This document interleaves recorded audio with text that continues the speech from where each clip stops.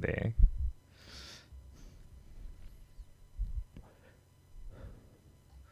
그래서 지금은 올라가는 걸 따라잡기에도 살짝 부담스럽고 떨어지는 거 잡기에도 부담스러워서 오늘 방송에서는 단타 자리를 안 잡아 드릴 거예요. 근데 파미셀 잡으신 분들 있지 않나요? 제가 월요일 날 이것도 제가 체크를 못 했는데 시초에 9%갭 떴더라고요. 이거 첨생법 때문에 제가 짚어드렸던 종목이죠.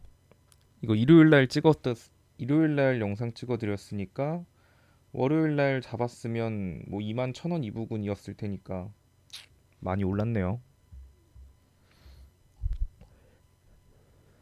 가끔 그런 거 있더라고요. 영상에서 제가 좀 여러 개를 말하다 보니까 저도 기억이 안 나는데 막 수익 봤다고 하시는 분들 보면 뭔가 기분이 좋아요. 뭔가 영상을 꼼꼼히 보시는구나 나보다도 더 막 이런 생각이 들어서.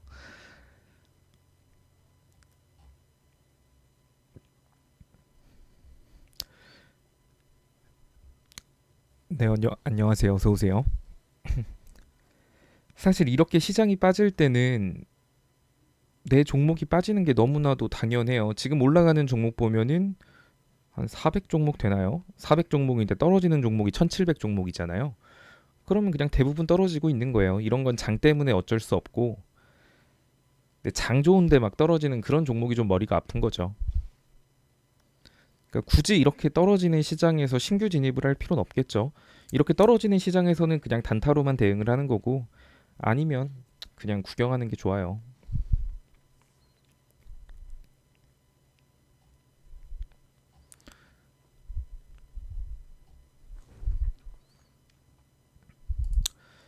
지금 종목들 뭐 변동성이 뭐 올라갔다가 떨어지는 애들이 너무 많아서 진원생명과학 얘도 21%까지 올라갔다가 지금 9%니까 올라갈 때 따라잡은 사람은 마이너스 30%네요 하루 만에. 그러니까 내가 아무리 막 야금야금 수익을 쌓아도 욕심 한번 잘못 부리면 이럴 때 진원생명과학 잘 갔으니까 또 가겠지라는 생각으로 잘못 들어가면 하루 만에 30%잖아요. 물론 손절가를 잡고 여기서 밀렸을 때 뭐 마이너스 4%든 5%든 손절가 잡고 들어가는 건 상관이 없는데 또 대부분 손절 잘 못하시면서 또 욕심은 많으셔가지고 지금 다 빠져요. 지금 올라가고 있는 게 또 반대로 또 이렇게 시장이 확 빠질 때 올라가는 애들 있잖아요. 그런 쪽으로 수급이 집중되다 보니까 뭐 제넥신 이런 거 상 들어갈 수도 있겠죠. 근데 그렇다고 해서 들어가면 안 돼요.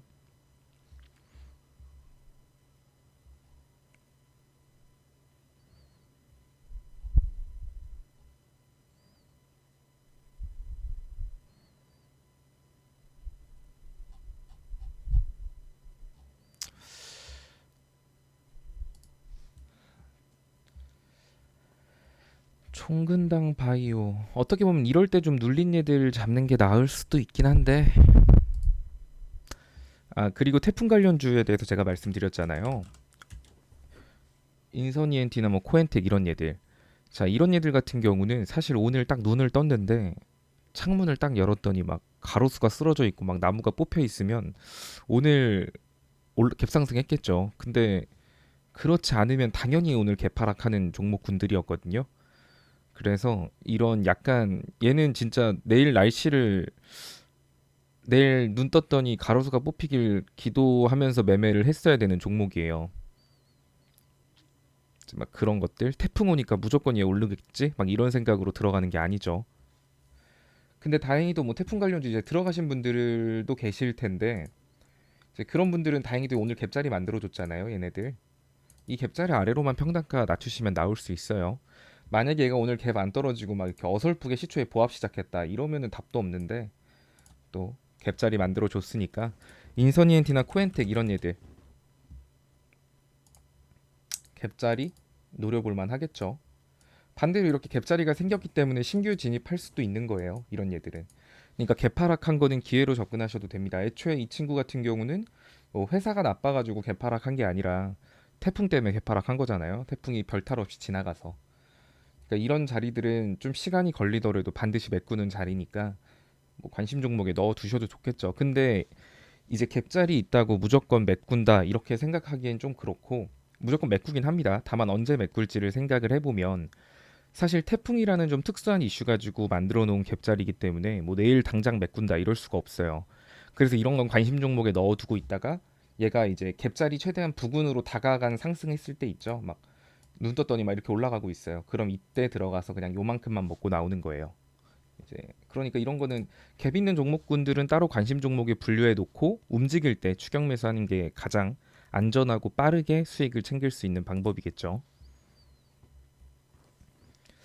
그리고 솔직히 한국정보인증 이거는 진짜 이거는 영상 보신 분들은 무조건 먹었어야 돼요. 제가 이거 이때부터 말씀드렸어요. 60일선 위로 올라갔을 때부터 한국정보인증. 왜냐면 이 친구는 급격한 낙폭의 절반까지 제가 반등할 수 있다 그랬죠.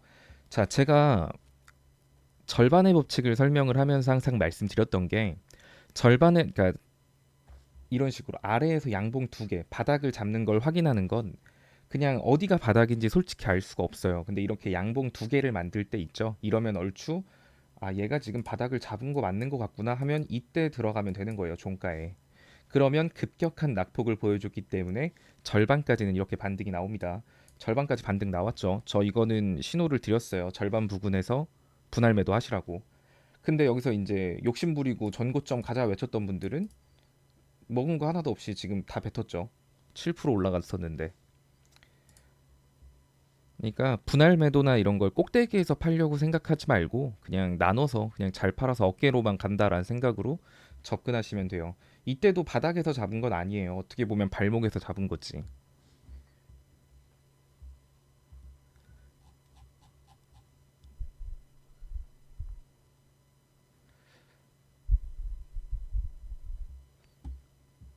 그러니까 이런 거 한국 정보 인증도 분명히 제가 이거 간다고 말씀을 드렸는데도 그래도 많이 꽤나 보신 것 같더라고요, 수익은.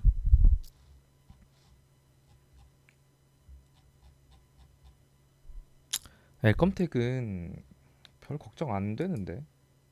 근데 이거는 아무래도 좀 이것도 이슈에 예민한 종목이라서 자 그럼 얘도 급격한 낙폭의 절반이면 어디까지 갈까요? 1850원 정도까지는 무조건 가겠죠. 내가 빠르게 나가고 싶다 하시는 분들은 1850원 예를 들어 고점에 물려 있다면 이 1850원 아래로만 평단가 낮춰서 나왔으면 됐죠. 그리고 얘 같은 경우는 좀 특수해서 전고점까지도 노려볼 수 있기는 해요. 근데 지금 잘 못 올라가고 있는 이유는 저항선에 막혀 있으니까. 그럼 내가 아래서 잡으신 분들은 이런 저항 구간에서 살짝 분할 매도하고 아래서 다시 잡고 이런 식으로 사고 팔고 반복하는 게 가장 좋긴 합니다. 뭐 1877원 이 정도면은 뭐 딱 절반 부근이니까 이제 거기 오면은 비중을 조금은 줄여줘야겠죠. 왜냐면은 급격한 낙폭의 절반까지는 기술적 반등이 가능한 자리고 거기서 안착을 해야 정고점이기 때문에 일단 리스크 관리 차원에서 절반까지 반등이 나오면 뭐 일부는 조금 줄여놓고 뭐 이렇게 대응하는 게 좋겠죠. 그리고 동방도 말씀드렸어요. 일전 생방송에서 그때 동방 자리가 여기였습니다. 제가 이때 설명할 때 그렇게 말씀드렸죠. 전날 거래량이 많이 터졌고 여기서 윗꼬리를 달았지만 얘는 차트상으로 저항 구간이 너무 많아서 물량을 소화하는 단계였다. 그리고 오늘 거래량이 절반밖에 안 터졌는데 이렇게 낙폭이 컸기 때문에 얘는 결국 다시 올라간다라고 말씀을 드렸어요. 그리고 동방도 많이 올라갔네요. 그러니까 제가 영상에서 이렇게 실시간으로 장중에 짚어드리는 종목군들은 관심 종목을 넣어 두시던지 아니면 재방송을 보고 좀 기록을 해 놓으시던지 그렇게 하면 분명히 도움 되실 거예요. 뭐 시장이 퍽퍽 빠지네요. 퍽퍽 빠져 그냥. 오늘 아무것도 하지 말고 그냥 초코송이나 먹으면서 보자고 했으니까 아무것도 안 하고 그냥 구경하시면 돼요. 자, 솔브레인 홀딩스. 자, 이 친구 같은 경우도 그냥 보죠.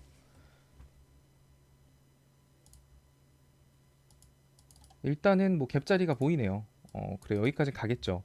자, 그리고 거래량이 터진 시점 볼까요? 이날 8월 7일 날 거래량이 되게 많이 터졌는데 윗꼬리를 별로 안 뺐어요.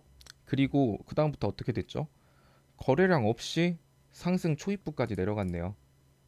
자, 급격한 낙폭의 절반 수준까지 떨어지는 건 너무나도 당연했던 거였고, 절반을 지지 못했으니까 상승이 시작됐던 부분까지 밀렸어요. 근데 뒤에 거래량이 받쳐주고 있고 위에 갭이 있다? 그럼 이런 거는 그냥 사서 모아도 돼요. 여기까지 무조건 언젠가 한 번은 갈 테니까. 그러니까 내가 사더라도 이런 종목을 사놓고 물리면 불안하지라도 않죠. 어차피 이날 이만큼 거래량이 터졌다는 건 여러분들보다 고점에서 물린 개미들이 바글바글 하다는 거거든요. 그럼 얘네들한테 희망감을 주기 위해서라도 기술적 반등이 한 번은 나오는 거예요. 그러니까 막 고점 치고 가는 거 어설프게 추격 매수해가지고 스트레스 받을 바에 이렇게 확실한 종목군들을 사놓고 물리더라도 마음이 편하잖아요. 뭐 얘가 여기까지 가면 그래요, 뭐 4만 원까지 갈 수도 있겠죠. 또 어디까지 갈 수 있을까요? 그래요, 4만 원까지 갈 수도 있을 거고, 뭐 진짜 최악으로는 481선, 그래, 여기까지도 갈 수 있다고 치죠. 근데 뭐가 됐든 이런 얘들은 회사 재무가 튼튼하기 때문에 빠지는 족족 사서 모으면 이 갭자리 한 번은 보여줘요. 뒷거래량도 있고. 이런 걸 사놓고 물리면 마음이라도 편합니다. 고점에 들어가 놓고 물리니까 마음이 불편한 거지. GS 리테일도 뭐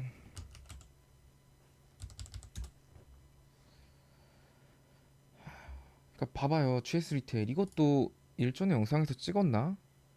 저희 갭자리 간다고 했죠. 결국 이렇게 갭 상승한 종목은 이 갭자리까지 떨어져요. 그런데 이런 데 들어간다? 오케이, 여기서 반등 노리고 들어가는 건 이해를 해요. 지지선 있으니까 여기서 반등 나올 수 있다. 그런데 여기를 깨잖아요. 그럼 어차피 아래 갭자리가 있으니까 여기까지 떨어질 가능성이 있으면 손절을 해야겠죠. 아니면 아싸리 내가 들어갔을 때 이 갭자리까지 열어두고 나눠서 모으든가.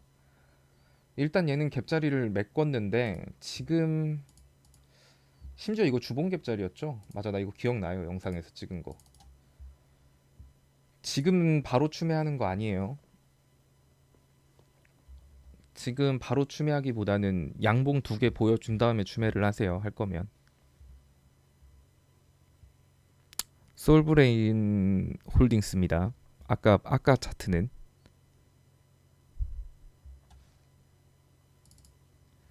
자, 한성기업 같은 경우는 이거 들어가신 분들은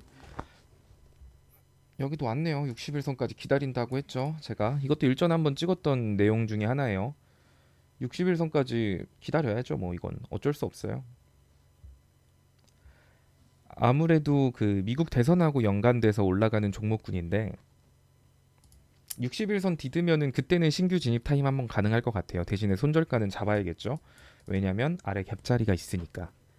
그러니까 이런 거는 좀 테마 종목이라 한 번에 올라가면 시원하게 올라가요. 그러니까 대신에 빠지면 또 무섭게 빠질 수 있으니까 60일선 기준으로 잡고 60일선하고 타이트하게 뭐 분할 매수를 하시던지 하고 60일선 이탈하면 잘라야 돼요. 한성기업은.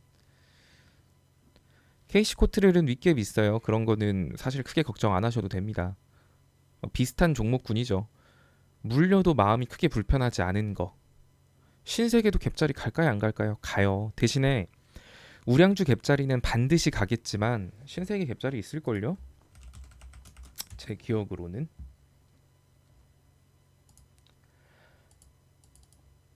그런 게 있어요. 제가 갭을 하는 거를 많이 말씀을 드리는 게 어차피 메꾸는 자리기 때문에 말씀을 드리지만 언제 메꿀지에 대해서도 생각을 해야겠죠. 내가 이거 사서 뭐 언젠간 메꾸긴 하겠지만 신세계 같은 경우는 어떻게 보면 한 주에 20만 원짜리예요. 되게 무거운 주식이죠. 즉 우리들이 흔히 말하는 우량주라는 건데 지수가 빠지게 되면 우량주는 버틸 수가 없어요. 자기 혼자 막 강력한 개별 호재를 가지고 있다라면 모를까 지수 빠지면 우량주부터 박살을 내거든요. 일단 지수가 빠진다는 건 우량주들이 많이 흔들린다라는 건데 제가 계속 말씀드렸잖아요. 코스피 지수상 지금 어차피 여기까지 반등 나오는 건 당연했어요. 그러니까 제가 여기서 여기까지는 반등이 나올 수 있어도 코스피 지수상에서도 낙폭의 절반 수준까지는 반등이 나와도 여기 안착 못하면 지금 어제까지만 해도 한 번도 안착해주는 것 같았죠. 제가 이거 금요일까지 봐야 된다라고 했던 게 오늘 만약에 양봉을 보여줘서 이게 좀 안착을 해줬다 하면은 다시 한 번 더 전고점으로 올라갈 힘이 생기는 건 맞아요. 근데 지금 오늘 이렇게 무너졌죠. 얘 만약에 금요일 날 다시 한 번 더 위로 못 말아 올리면 코스피 지수는 아래 여기 갭자리가 있어요. 2250선에. 그럼 여기까지 코스피 지수가 추가적으로 낙폭을 보여준다라는 거겠죠. 자, 그러면 코스피 지수가 현가 대비해서 앞으로 100포인트가 아래로 빠져야 돼요. 그럼 우량주들이 오를까요? 떨어질까요? 당연히 우량주들 떨어져요. 근데 우량주들만 떨어지는 게 아니라 개별 종목들도 떨어질 거예요. 근데 이 와중에 그냥 위에 우량주 갭 있다고 거기다 몰빵한다? 이건 말이 안 되죠. 몰빵을 할 거면 지금 일단 조금 사놓고 2250 여기 메꾸면 그때 좀 더 사놓고 이런 식으로 대응을 하는 겁니다. 그러니까 주식이 내가 사고 나서 계속 오른다 이런 생각으로 접근하는 게 아니에요. 결국엔 난 목표가 여기까지 보고 간다라는 걸로 접근을 해야죠. 참 좋은 여행 같은 경우는 자, 또 종목을 살 때 생각을 해야 되는 게 그러니까 다들 그냥 어떤 분들은 차트만 보고 사시는 분들도 있고 막 그러신데 참 좋은 여행도 갭자리 메꿀 거예요. 대신에 참 좋은 여행 이름부터 여행 관련 주잖아요. 근데 지금 사실 해외여행 나갈 수 있나요? 다녀봐야 국내 여행이지. 그런 상황에서 지금 여기 이 종목을 윗갭자리 보고 들어간다? 저라면 안 그럴 것 같아요. 언젠간 메꾸긴 하겠지만 당장 지금은 안 산다는 거죠. 참 좋은 여행 같은 것도.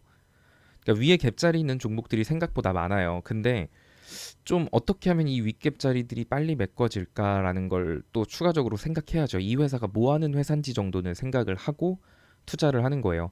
우량주인데 위에 갭이 있다. 그럼 이거 무조건 메꾸긴 한다라는 사실은 알고 있어도 만약에 지수가 아래로 더 많이 크게 빠질 수도 있다라고 하면 굳이 지금 다 살 필요 없죠. 지수 충분히 빠져서 더 빠지면 더 아래서 사면 이득이잖아요. 그러니까 그런 생각으로 천천히 접근을 하시면 돼요. 물론 뭐 그런 말들 하잖아요. 다른 종목 잘 가는데 뭐 이게 가든 말든 기회비용이란 것도 있는데 여기 물려서 왜 가만히 있냐. 막 다른 걸로 회전을 해야지.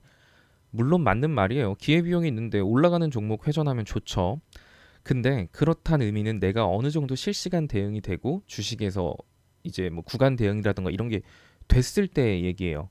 내가 실시간 대응도 하나도 안 되는데 빠르게 움직이는 종목 산다?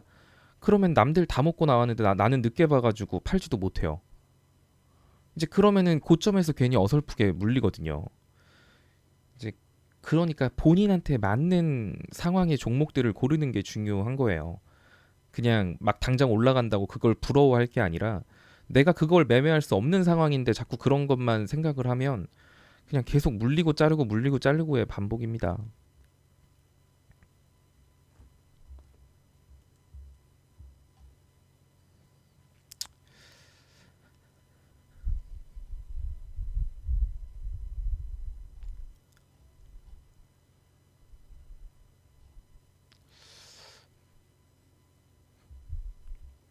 근데 갭 있어서 봤다 이런 건 좋아요. 차라리 사더라도 아까 말한 것처럼 그래 여기 갭도 있잖아요. 그리고 여기 거래량도 많이 터졌으니까 참 좋은 여행은 반드시 이 자리까지 갈 거예요. 반드시. 그러면 언제 갈진 모르죠. 코로나 시장이 끝나야 갈 수도 있을 거고 정말 몇 달 뒤에 갑자기 뭐 시진핑 방안에 대한 얘기가 나오고 중국인들이 올 수도 있다. 이런 기대감으로 메꿀 수도 있어요. 언젠간 이 자리 메꾼다라는 사실은 알고 있으니까 내가 그러면 계획적으로 분할 매수를 해서 대응할게요. 저는 1년이 걸려도 상관없고 2년이 걸려도 상관없어요. 라는 분들은 그거 보고 하시면 돼요. 근데 그러니까 이런 식으로 차라리 계획을 가지고 하시는 분들은 당연히 칭찬받아 마땅하죠. 근데 그냥 올라간다고 막 잡는 분들이 문제죠. 현대 그린푸드도 똑같아요. 갭 있잖아요. 회사가 안 좋은 것도 아니고 코스피 200에 실적이 안 좋은 회사들도 아닌데 그럼 그 회사 같은 경우는 그냥 천천히 잡아가면 돼요. 대신에 그런 종목군들을 주력으로 삼아가지고 몰빵해 놓고 기다리는 건 조금 아쉽죠.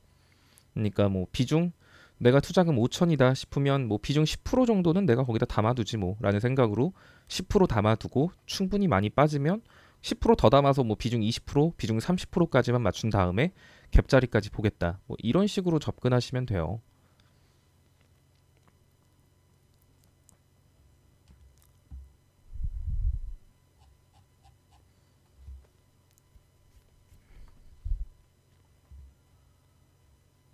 와 시장 많이 빠지네요.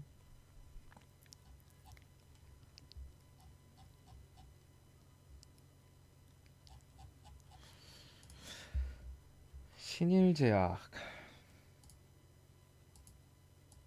이거 어제 체스 카지노 저희 가족분들 체스 카지노 했던 종목이었죠. 시초에 2%밖에 안 뜨긴 했었는데 그래도 이런 거 들고 계신 분들은 뭐 오늘 조금 종가에 추매해도 될 것 같아요.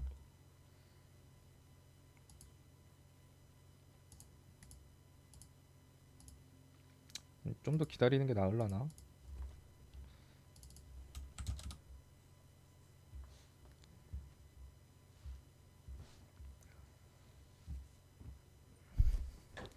진짜 체스 카지노 있어요.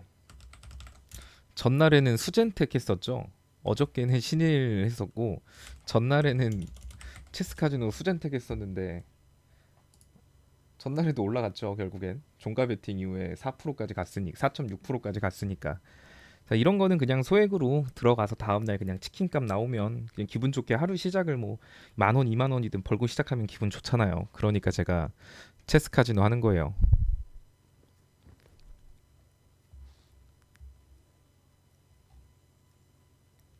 수전택도 괜찮죠. 이거는 갭자리 무조건 간다니까요. 무조건 갈 거예요. 나중에 봐봐요. 가나 안 가나.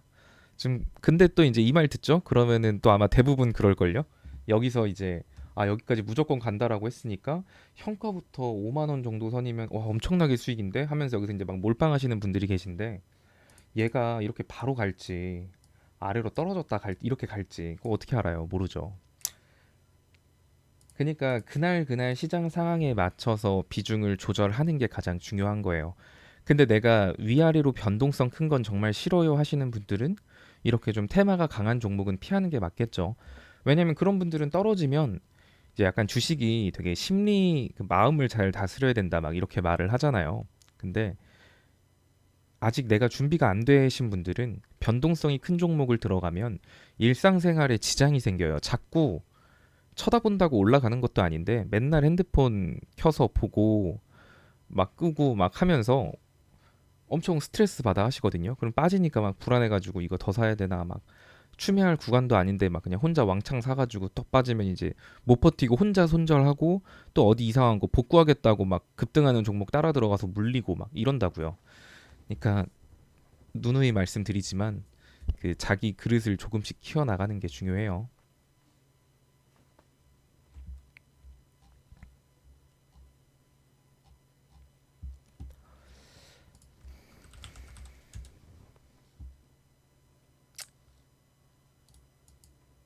봐봐요. 그러니까 포비스티엔 씨 이런 거를 딱 질문을 하셨으면 두 가지겠죠.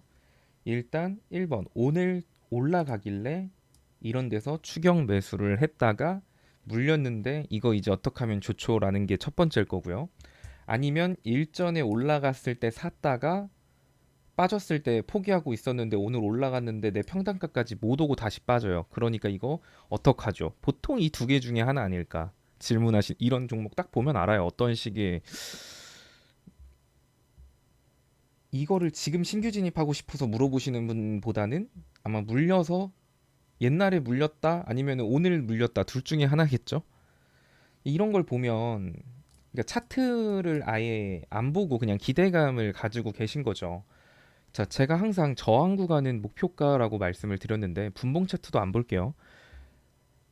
그냥 제가 이평선을 되게 쉽게 교육을 해드렸잖아요. 제가 이게 노란색이 60일선이고 초록색이 120일선이고 얘는 480일선, 파란색은 240일선이에요. 자, 그러면 그냥 단순하게 생각하자고요. 이평선이 뭐 그 네이버나 검색해 보면 되게 어렵게 설명이 나오는데 쉽게 설명하면 60일 동안 물려 있던 사람이라고 생각하죠, 그냥. 가볍게. 얘는 120일 동안 물려 있던 사람의 평균 가격이고요. 이 480일선은 480일 동안 하루에 한 주씩 샀던 사람의 평균 가격이에요. 240일 동안 똑같아요. 그러면 사람 심리가 60일 동안 물려 있던 사람은 버틸만 해요. 자기 본전 오면 안 팔고 더 가자 버틸만 해요. 근데 480일이면 2년이죠.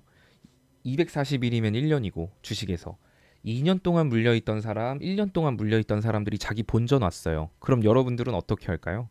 보통 2년 동안 물려있다가 자기 본전 오면 질려서 팔아요. 와, 진짜 드디어 본전 왔다. 본전 왔으니까 감사합니다 하고 나간다고요. 그러니까 좀 약간 야매로 설명을 해드린 거긴 한데 이제 이런 식으로 이해를 하시면 주가가 당연히 481선하고 241선 얘네들이 본전에서 나오는 물량이 많기 때문에 여기를 못 뚫고 밀리는 거예요. 그럼 이 종목을 내가 추격 매수를 할 때 막 이런 데서 이렇게 올라가고 있다고 이런 데서 추격 매수를 하는 게 맞을까요? 올라가면 던질 사람들이 많은 게 눈에 뻔히 보이는데 되려 내가 아래서 샀으면 여기서 팔아야 될 자리인 거예요. 근데 이런 거 생각 안 하고 올라가니까 상한가 들어가겠지 하고 그냥 막 따라 들어간다고요. 그러다가 물리는 거예요. 그러니까 이게 그냥 아무런 생각 없이 그냥 올라가니까 기대감으로 추격 매수하는 건 이게 제가 말씀드렸잖아요. 도박하고 다를 게 뭐냐고. 주식은 올라간다, 떨어진다, 보합이다. 각각의 확률이 33%죠. 그냥 초등학생 데려다 놓고 이거 오를 것 같아, 떨어질 것 같아, 보합할 것 같으면 찍을 거 아니에요. 맞을 확률은 33%예요. 근데 그 강원랜드 가서 홀짝 맞추는 거 하면 50%거든요, 확률. 그럼 차라리 강원랜드에서 홀짝 맞추는 게 더 확률이 높겠죠. 그러니까 지금 대부분 주식하시는 분들은 강원랜드보다도 낮은 확률로 투자를 하고 있는데 이게 되겠어요? 안 되지? 그러니까 그런 확률을 높이는 게 어떻게 보면 분석인 거예요. 차트를 보고 해당 종목이 뭐 하는 회사인지도 보고 뭐 오늘 지수 상황이 어떤지도 보고 뭐 이러면서 그냥 확률을 높이는 거고 투자 기간이 길어지면 길어질수록 당연히 확률은 높아집니다. 대신에 아무것도 안 하고 그냥 고점에 물려놓고 방치하는 사람은 투자 기간이 길어져도 확률이 안 올라가요. 투자 기간을 길게 잡고 각 구간별로 대응을 하면 주식은 잃기가 사실 힘들어요, 진짜. 사놓고 그냥 놔두라는 말이 아니에요.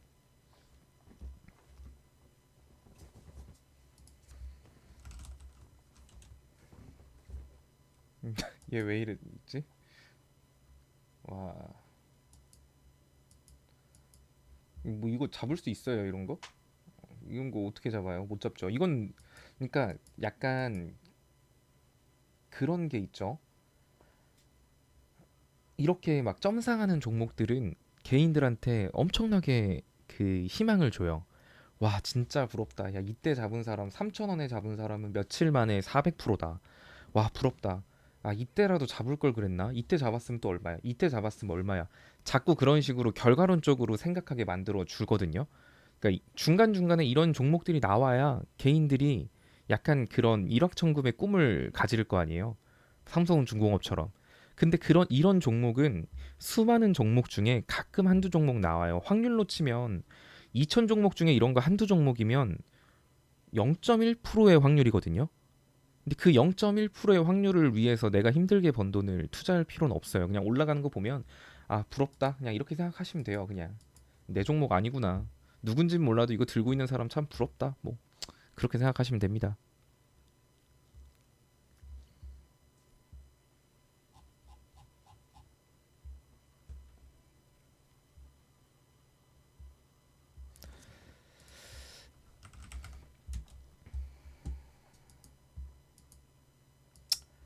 자, 그럼 이것도 자, 배운 거를 생각해 보죠. 바텍 같은 경우도 어떻게 보면은 얘도 아까랑 비슷하죠. 481선 상한가 들어가면서 뚫었어요. 하지만 다음날 시초에 조금 빠지니까 이때 1년 동안 물려있던 2년 동안 물려있던 사람들이 놀란 거죠. 와, 지금 나 겨우 수익권 왔는데 빠지려고 한다. 아, 그냥 본전이라도 조금이라도 먹고 나오자 하면서 매도 물량이 많이 나온 거죠. 그러면서 이런 식으로 장대 음봉을 맞았는데 자, 단순히 이렇게만 볼 게 아니라 뭐 우리에게는 그게 있잖아요. 제가 말씀드린 절반의 법칙하고 거래량을 생각을 해보죠. 최대한 쉽게.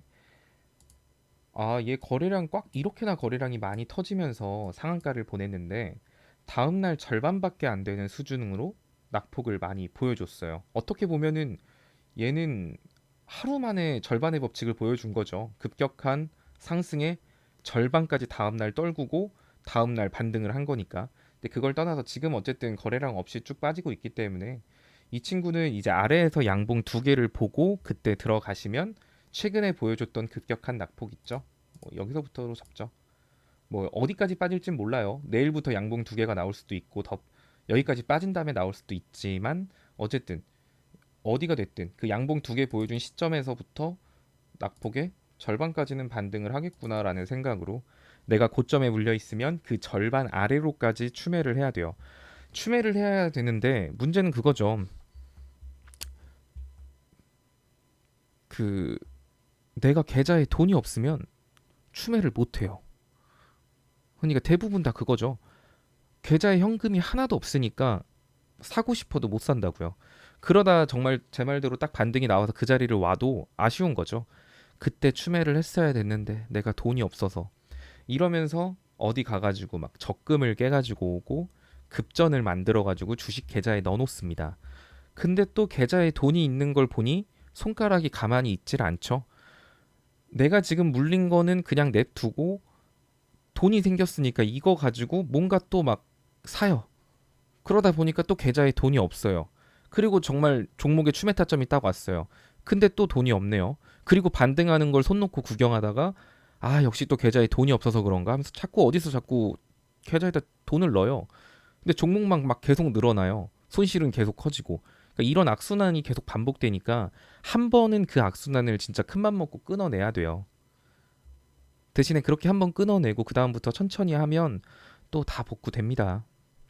왜 양봉을 두 개를 보냐면 주식은 바닥에서 잡기가 사실 힘들어요. 근데 뭐 양봉을 두 개 본다고 해서 그러니까 적어도 제가 항상 뭐 지지 받았다 이런 걸 확인하려면 양봉 두 개를 보세요라고 그냥 간단하게 말씀드리는 거지. 뭐 그 꼭 양봉 두 개 안 봐도 봉 하나만 봤는데 그 자리가 뭐 일봉, 주봉, 월봉, 분봉상 완전히 딱 반등 자리다. 이러면은 뭐 양봉 두 개 안 보고 들어가도 돼요. 근데 이제 잘 모르시는 그런 차트를 볼 줄 모르시는 분들은 적어도 바닥이라고 생각한 구간에서 양봉 두 개 나오는 건 보고 들어가라고 말씀을 드리는 거예요. 다 똑같죠 뭐. 다 자기 이야기시랑 다 자기 이야기라고 생각이 드실 거예요. 이제 막 그러니까 이제 막 손실 커지면 사람 심리가 똑같아요. 이렇게 손실 커졌는데 그렇잖아요. 이거를 팔면 손실이 확정되는 건데 내가 안 팔고 버티면 1년이 걸리든 2년이 걸리든 본전은 오겠지라는 생각. 근데 본전이 오는 종목군들이 있고 안 오는 종목군들이 있거든요. 근데 이제 그런 건 생각 안 하고 그냥 마냥 홀딩하고 있다가 많이 손실되면 막 그런 종목에 추매를 계속 하니까 답도 없어지는 거죠. 본인이 10종목 사도 되고 20종목 사도 되고 30종목 사도 돼요. 본인이 볼 수 있는 그런데 내가 종목을 사서 관리할 수 있는 만큼 사는 거예요. 사실 20종목, 30종목 되면 뭐 약간 주식을 좀 잘하고 익숙하고 하시는 분들이야 그날 자기 종목이 다 체크가 돼요. 아 지금 얘 여기까지 빠졌으니까 좀 더 담을까 뭐 이런 식으로 되는데 대부분은 종목이 많으면 차트 보나요? 그냥 딱 켜서 계좌를 봐요. 관심 종목이나 이런 걸 딱 보고 오늘 내 종목이 올랐구나 떨어졌구나 이것밖에 체크를 안 한다고요. 그러니까 본인이 매일매일 차트랑 뭐 구간이라던가 이런 거 이슈를 체크할 수 있는 본인의 그릇만큼 종목 숫자를 맞추는 거예요.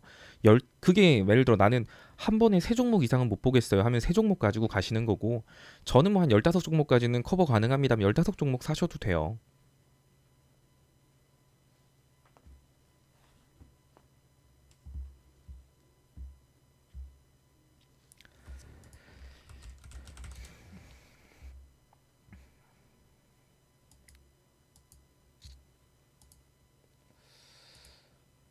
PCL도 슬슬 반등 자리긴 하네요.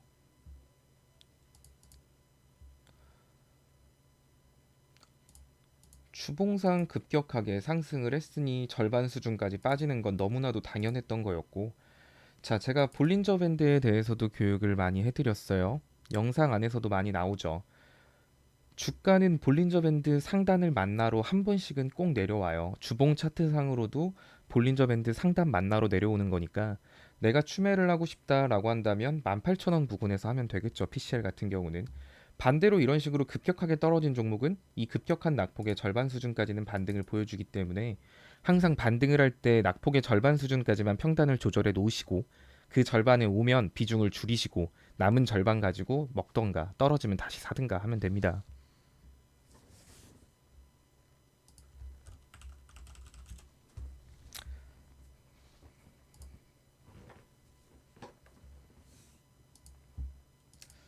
이제 이런 분 이제 아시겠죠?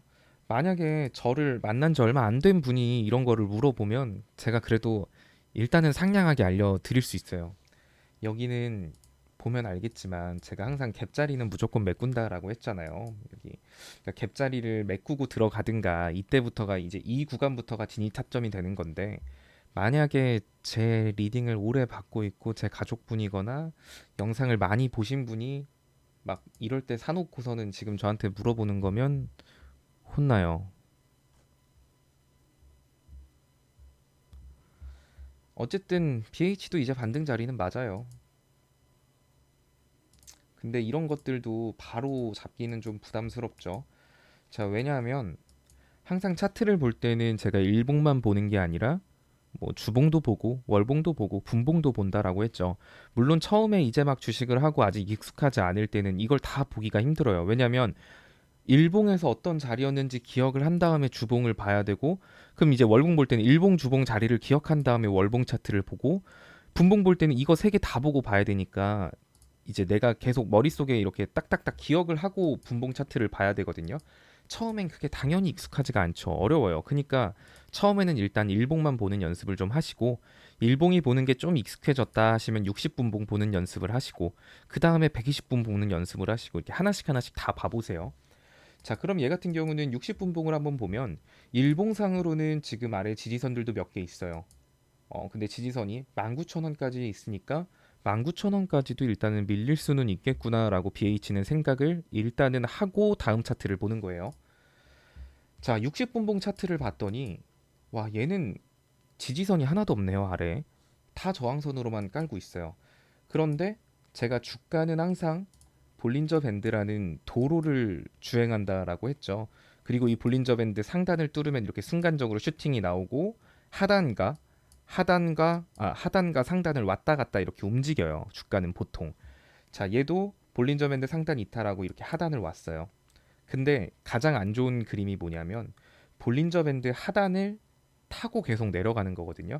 그러다가 볼린저 밴드 하단을 이렇게 한 번씩 이탈하게 되면 상단을 이탈했을 때 슈팅이 나오는 것처럼 하단부를 이탈하면 이렇게 급락이 나오죠.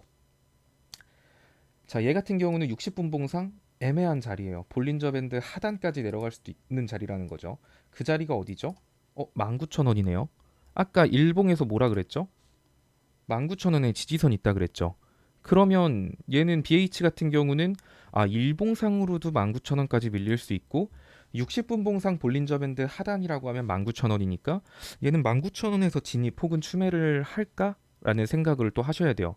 자, 그 다음에 이제 120분 봉을 봤더니 120분 봉에서는 지금 딱 볼린저 밴드 하단이네요. 일전에는 볼린저 밴드 하단을 딛고 반등이 나왔어요. 근데 다시 떨어졌죠. 다시 볼린저 밴드 하단이에요. 자, 볼린저 밴드 하단선은 19,500원입니다. BH에. 근데 제가 볼린저 밴드 하단을 이탈하면 순간적으로 투매가 나올 수 있다라고 했죠. 자, 순간적으로 투매가 만약에 나온다고 하면 딱 여기 481선 부근까지 나오겠네요. 120분 봉상. 자, 그 481선 부근이 얼마죠? 19,100원 정도 선이에요. 자, 그러면 이제 일봉과 60분봉, 120분봉을 종합해 봤을 때 얘는 만약에 19,500원을 이탈을 하면 19,000원까지 순간적으로 낙폭을 보여줄 수 있겠구나. 그러면 내가 지금 이 종목을 물려 있으면 19,500원에서 추매하긴 조금 애매할 것 같고 19,000원 정도까지 순간적으로 밀리면 그때 좀 추매를 해보자 라는 판단을 하게 되는 겁니다. 그냥 많이 빠졌어. 여기서부터 25,000원부터 23,000원까지 빠졌네. 추매해야지. 이게 아니라요.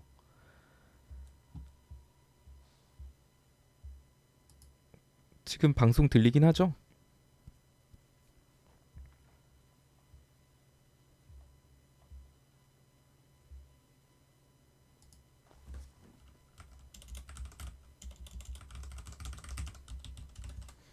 뭐 안 들린다는 분이 계셔가지고 네네. 그러니까 처음부터는 그렇게 하시면 돼요. 처음에 그러니까 일봉, 분봉 이런 걸 보는 게 되게 중요해요. 근데 별로 어렵지 않잖아요. 막 제가 설명을 할 때 막 여기 5일선을 막 뚫고 들어가서 막 여기 막 11선을 교차하는 뭐 지점 막 이렇게 하면서 골든 크로스가 나왔고 막 어렵게 설명하면 한도 끝도 없이 어렵거든요, 주식은. 근데 제가 그거가 싫어서 책을 쓰는 거라 되게 쉬워요. 어렵지 않아요. 알다 보면 또 재밌기도 하고.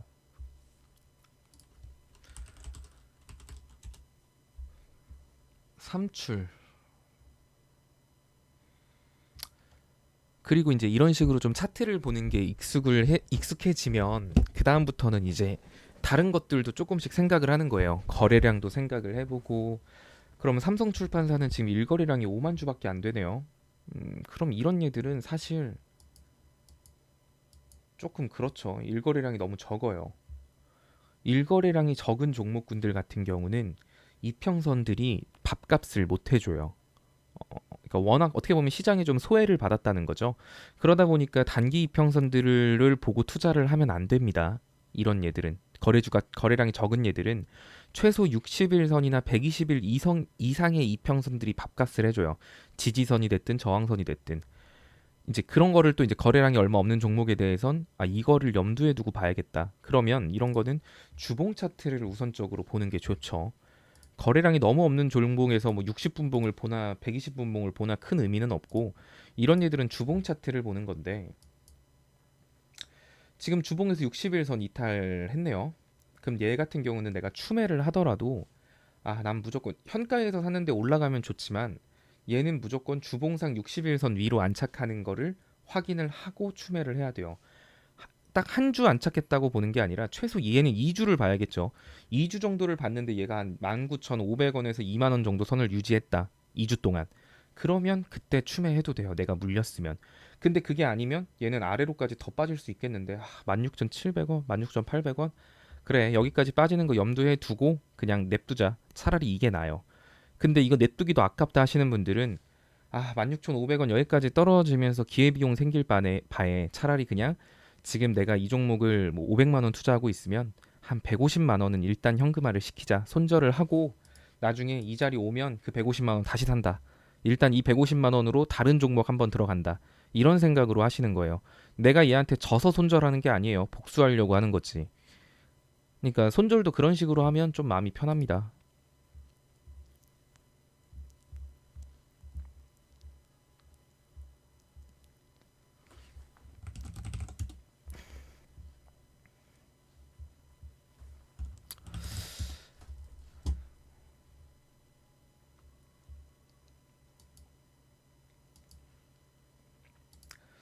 우양같이 참고할 자료가 별로 없는 애들 있죠. 딱 차트를 봤더니 2019년 11월부터 시작이 된 종목이군요. 그러면 사실 차트만 가지고 하기에는 아직 480일선이나 240일선은 등장하지도 못했죠. 나온 지 얼마 안 됐으니까. 그럼 이런 종목은 일봉으로 보거나 주봉으로 보는 것도 의미는 별로 없고 이렇게 신규 상장주 상장되지 얼마 안 돼서 기록이 없는 애들은 분봉을 위주로 볼 수밖에 없어요. 60분봉도 보고 120분봉도 보는 건데 자 아까 제가 볼린저 밴드 상단을 뚫으면 순간적으로 이런 식으로 슈팅이 나온다라고 했죠. 그리고 꾸준히 우상향하는 종목들을 보면 이런 식으로 볼린저 밴드 상단과 멀어지지 않고 올라가요. 애초에 주가는 무조건 볼벤 상단과 하단 사이를 움직이는 게 정상입니다. 약 95%의 확률로요. 자, 그런데 5%의 확률로 이 차선을 이탈한 거예요. 자, 그럼 이 5%의 확률로 이탈시켰으니 뭐 세력이든 운전하는 누군가들은 이 기회를 충분히 살려야겠죠. 그러니까 이렇게 볼벤 상단 안쪽으로 안 들어오고 계속 올라가는 거예요. 볼벤 상단 이렇게 한 번씩 터치해 주면서 올라가는 건데 결국에 얘는 다시 한 번 더 볼벤 상단으로 올 거예요. 현가 기준으로는 5,500원이겠지만 내일에는 또 이 볼벤이 위로 올라갈 테니까 가격 구간이 계속 조금씩은 변동이 되겠죠. 우양 같은 경우도. 그러니까 내가 이 종목을 만약에 신규 진입을 하고 싶다라고 하면 볼벤 상단하고 멀어졌을 때 하는 게 아니라 볼벤 상단을 만났을 때 손절가 잡고 하는 거고 내가 아래에서 운 좋게 잡았어요. 이렇게 이럴 때 잡은 거죠. 딱 볼벤 상단일 때 딱 잡았어요. 그러면 이때는 이 종목은 볼벤 상단을 이탈하기 전까지는 그냥 근성을 가지고 홀딩하는 거예요. 그리고 볼벤 상단 이탈하면 내가 여기서 잡았잖아요. 예를 들어. 그럼 지금 팔면 요만큼 먹는 건데 만약에 볼벤 상단 이탈할 때까지 구경하고 먹으면 요만큼밖에 못 먹겠죠. 어떻게 보면 지금은 많이 먹을 수 있는데 볼벤 상단 이탈하는 거 보고 팔면 조금밖에 못 먹어요. 하지만 볼벤 상단 이탈 안 하고 계속 우상향 추세를 유지할 수 있기 때문에 그런 걸 감수하고 볼벤 상단을 기준 잡고 가는 거예요.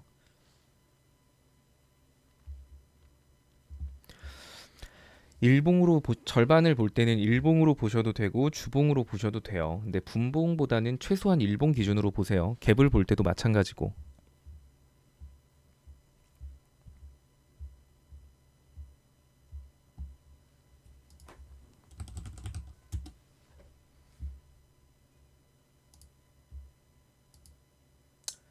자, 매일 유업 보시면 정말 그렇게 보이죠. 주가는 보통 이런 식으로 이건 일봉입니다. 볼벤 상단과 하단 사이를 왔다 갔다 걸어요. 그렇단 소리는 볼벤 상단을 뚫으면 슈팅이 나오긴 하나 슈팅이 나올 확률보다는 떨어질 확률이 높으니까 항상 주가는 볼벤 상단 부근에서 분할 매도를 하는 거예요. 그리고 볼벤 하단선에서는 매수를 하는 거죠. 하단을 딛고 다시 반등이 나오니까. 자, 얘도 볼벤 하단 딛고 반등이 나왔고요. 대신에 얘가 이제 볼벤 하단을 딱 들어갔는데 이탈했어요. 손절가를 내가 안 잡죠? 그러면 투매가 나올 수도 있는 거예요. 이런 식으로. 자, 얘 같은 경우는 지금 볼벤 상단 부근까지 못 가고 지금 빠지고 있는데 어디까지 빠질 수 있을까요?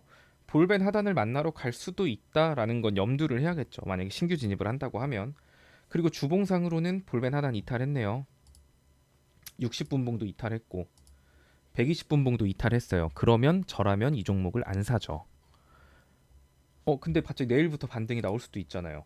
내일부터 이렇게 반등 나오면 어떡할 거예요? 라고도 생각하시겠지만 그래도 안 사요. 그러니까 결과론적으로만 생각을 하면 주식은 결국엔 내가 그때 샀으면 올랐네 라는 건 결과잖아요. 결과 가지고 말하는 건 누구나 말할 수 있어요. 어저께 상한가였는데 그때 샀었는데 오늘 또 상한가다. 어제 샀으면 오늘 또 상한가 먹었네. 그러니까 이런 결과론적인 말은 의미가 필요가 없고 차라리 이런 종목은 사고 싶어도 조금 위에서 사는 게 맞지 아래로 떨어질 가능성이 더 높은데 살 필요는 없다는 거죠.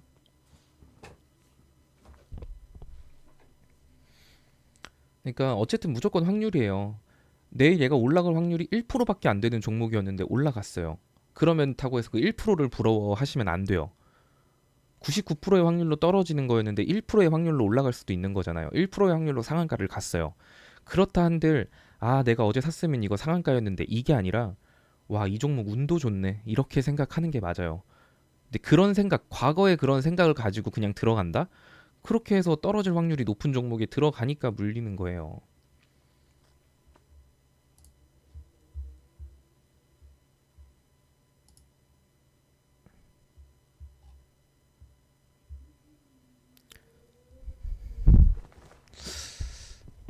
대한금속을 고점을 따라갔다고요?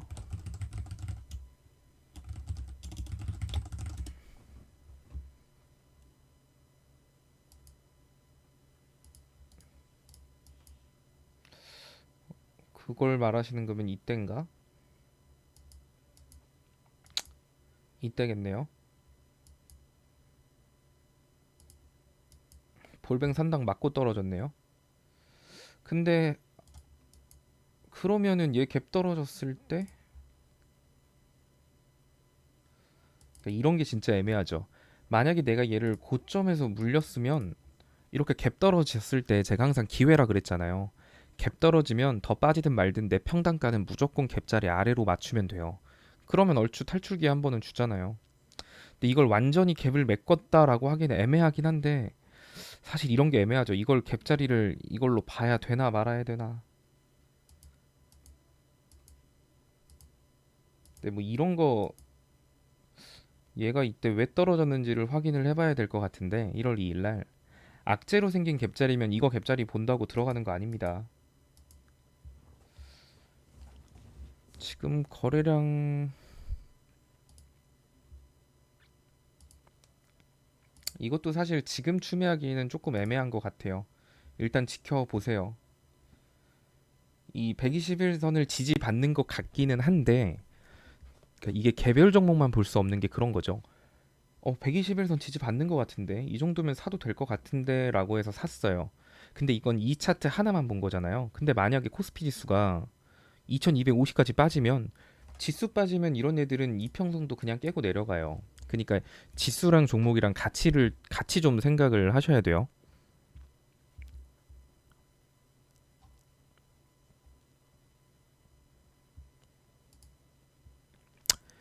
낙폭의 절반 볼 때는 일봉을 보셔도 되고 분봉을 보셔도 되고 주봉도 보셔도 돼요.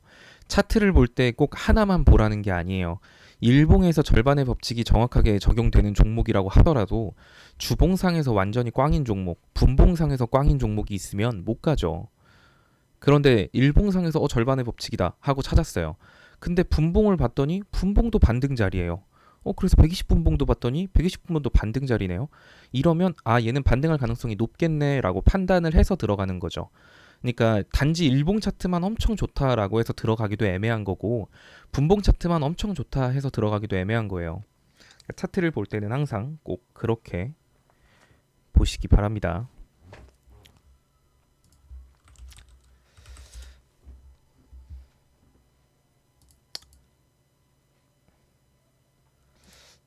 비트 컴퓨터 아까운데 영상 키려고 영상 키려고 관심 끄고 있던 종목이었는데 성인님은 드셨겠네요.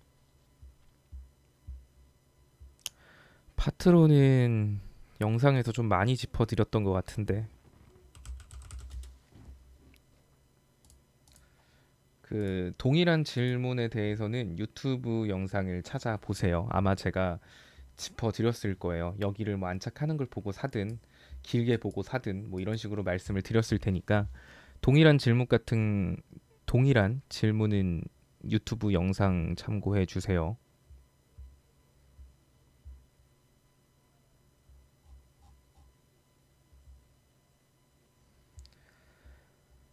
오늘 시장이 많이 빠지고 있는데 뭐 지수 자체의 낙폭은 별로 안 크긴 한데 지금 나스닥이 슬슬 밀릴 때가 돼가지고 이제 나스닥 밀리면 또 여기서 지금 코로나 확진자 우리나라 400명 나왔잖아요. 여기서 내일 또 확진자가 더 늘어난다라고 했는데 나스닥까지 빠졌다? 그러면 내일 진짜 갭자리 막 끌어갈 수도 있어요. 그러니까 그거 염두는 해두세요.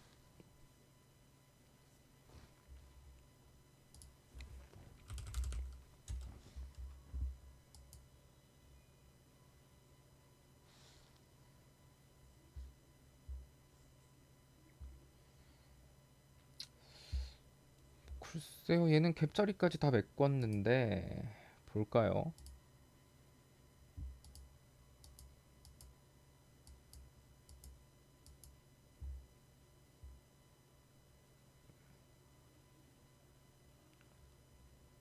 60분봉상 볼벤 상단은 이탈을 했는데 얘는 60분봉보다 120분봉이 더 칼 같네요. 얘는 120분봉상 볼벤 상단만 이탈 안 하면 끌고 가셔도 돼요. 뭐 이런 거는 어차피 내가 아래서 잡은 거면 47,000원에서만 이제 이거 위치가 계속 바뀝니다. 현재로서 47,000원인 거지 내일은 올라가겠죠.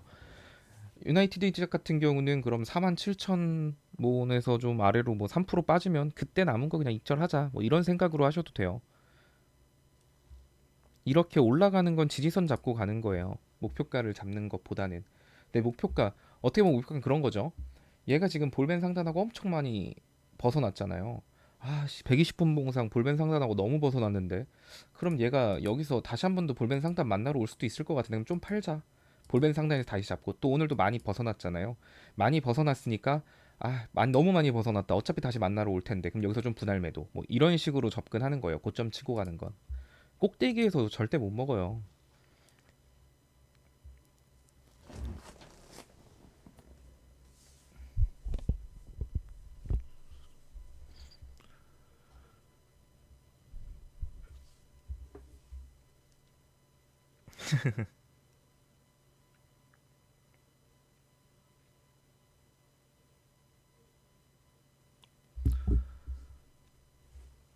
오늘은 3시 반에 칼같이 책 쓰러 가야 돼요.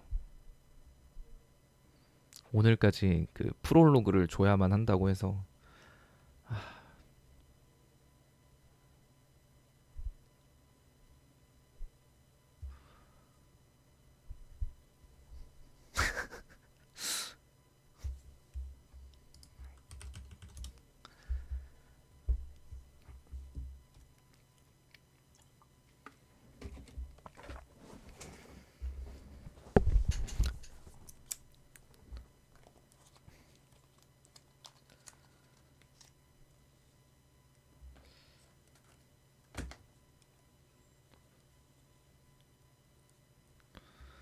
뭐 다들 비슷비슷한 질문들을 좀 많이 해주셔서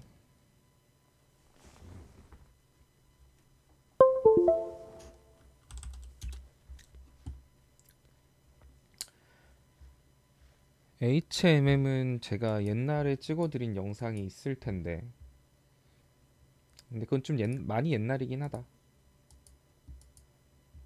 차트상으로는 그냥 차트만 놓고 보면 HMM도 반등 자리 맞아요.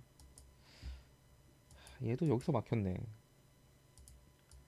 보면 주봉 못 뚫었잖아요. 주봉 저항 구간에서 막힌 거죠. 월봉도 저항선 있었고. 자, 그러면 내일이 주봉을 마무리하는 날인데 만약에 제가 얘를 신규 진입하거나 추매한다라고 한다면 현가부터 5,200 한 20원 정도까지 추매 구간을 잡을 것 같습니다.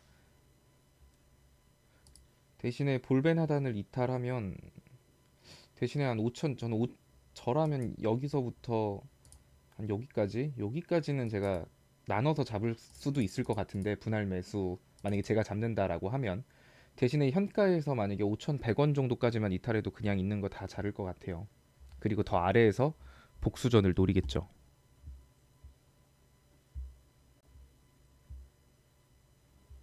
그러면 누가 봐도 체크 스탁 하면은 체스 하니까 체크 아닐까요?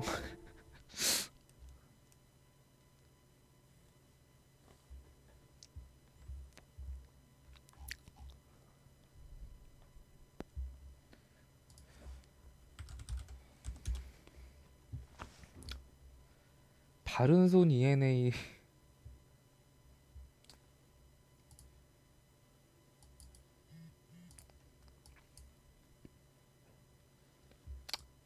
그러니까 이때 들어간 거죠? 제가 물어보니까 원래 9월 달 안에 나올 수 있지 않나요?라고 했더니 뭐 편집하고 뭐 하면 좀 더 걸릴 수도 있대요. 근데 어쨌든 곧 나오지 않을까요? 나오면은 제가 코로나 좀 잠잠해지면 회원분들하고 같이 치킨이라도 먹죠. 그 카페 이벤트 사은품으로 책도 걸게요. 냄비 받침으로 쓰시면 됩니다.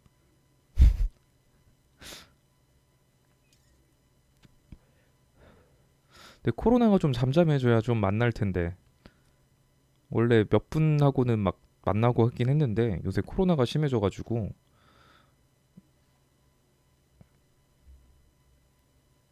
무조건 만나는 건 치킨집이에요. 혹시 그 가족분들 중에 그 치킨집 하는 분 계시면 저한테 말씀해 주시면 돼요. 제가 매출 올려드릴게요.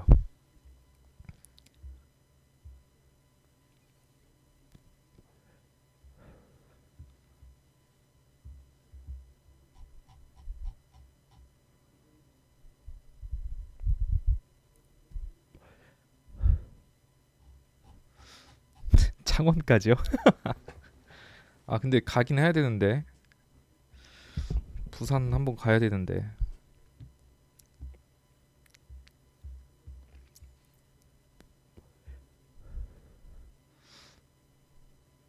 네 어제 먹었습니다 치킨. 저는 닭 먹으려고 주식합니다. 우스갯소리가 아니에요.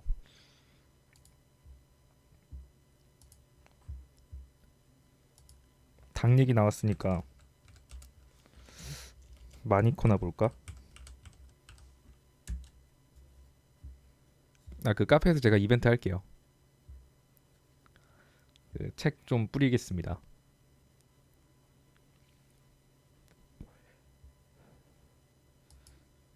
그 카페에다가 제가 글 많이 쓰는 분한테 이번 달에도 정리해서 드릴 거거든요. 며칠 안 남았는데 다음 주 화요일 날 정리해가지고 또 외식 상품권 10만 원씩 드릴게요.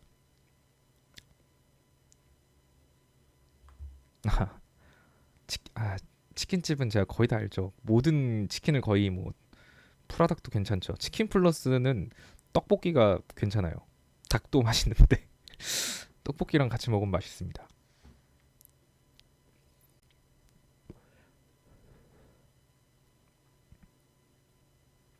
후라이드요?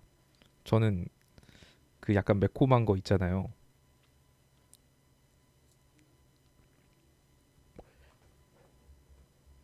어쩌다 보니 마니커를 켰는데 마니커 이거 유중갭이에요. 유중갭이라서 메꾸는데 시간은 좀 걸릴 거예요. 이거 투자하고 계신 분들은 그래 한 6개월 동안 고생하자 이런 생각으로 들어가시면 먹고는 나오실 거예요. 최치킨 그게 있었어요. 원래 군산통닭이라고 있거든요. 근데 그 가맹점을 찾기가 굉장히 힘듭니다.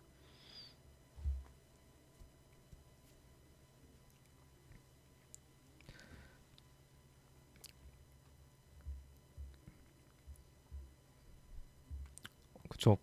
군산통닭 맛있어요. 저희 동네에 원래 하나 있었는데 망해서 차릴까도 사실 진작에 고민을 많이 했어요. 치킨집. 나중에 돈 벌면 그 체스 사업 다각화로 닭 튀기는 체스 막 이렇게 해가지고 치킨집 낼까 막 이 생각 진짜 했어요. 진지하게. 지금 그 있잖아요. 주식하는 체스도 있는데 어쨌든 저는 재테크에 관심이 많기 때문에 일단은 주식 쪽으로 시작을 하지만 또 공인중개사 자격증도 있거든요. 부동산도 했었어서 이제 부동산 하는 체스도 만들고 이제 좀 갖가지 재테크를 다 해보면 좋지 않을까. 일단은 주식하는 체스부터 시작하는 거죠. 그런 거죠. 닭 튀기는 체스 한 다음에 그 쿠폰 대신에 이게 종목 같은 걸 하나씩 적어서 주는 거죠.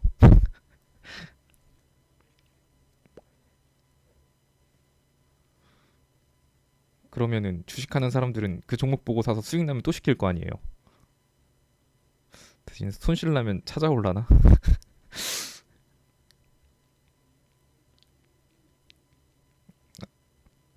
아 약간 저의 그 꿈은 단지 이렇게 주식 리딩하는 게 꿈이 아니에요. 제가 재테크에 대해 관심이 많다 보니까 그러잖아요. 가끔 여러분들이 막 커피 같은 거 이런 거 선물 줘도 제가 거절 누르는 게 대부분이거든요. 그 돈을 안 쓰는 것도 재테크잖아요. 내가 나갈 돈을 줄이는 거. 약간 그런 거에도 관심이 많아서 저 같은 경우는 그 저희 집 통신비, 가계 통신비 다 합쳐봐야 10만 원 정도 나올라나? 4명 다 합쳐봐야? 이제 그런 식으로 막 가계 통신비 줄이는 거나 막 이런 쪽도 다 재테크라고 생각을 해서 이런 걸 되게 신경을 많이 쓰는데 나중에 뭐 그런 것들도 하고 막 하려고요. 저요? 결혼 안 했어요.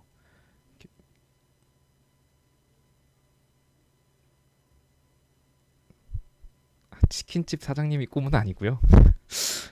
아무리 그래도 닭 튀기는 체스로 갈 순 없죠, 계속. 아니, 저희 어머님, 아버님 계시니까. 아니요, 여친 부산에 없습니다.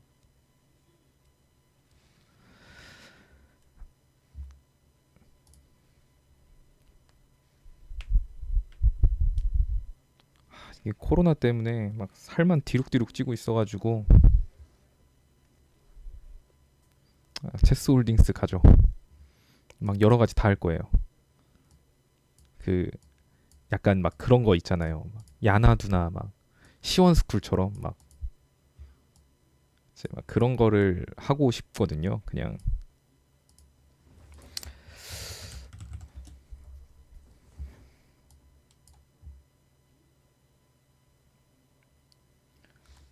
옵트론텍은 뭐 갭짜리죠.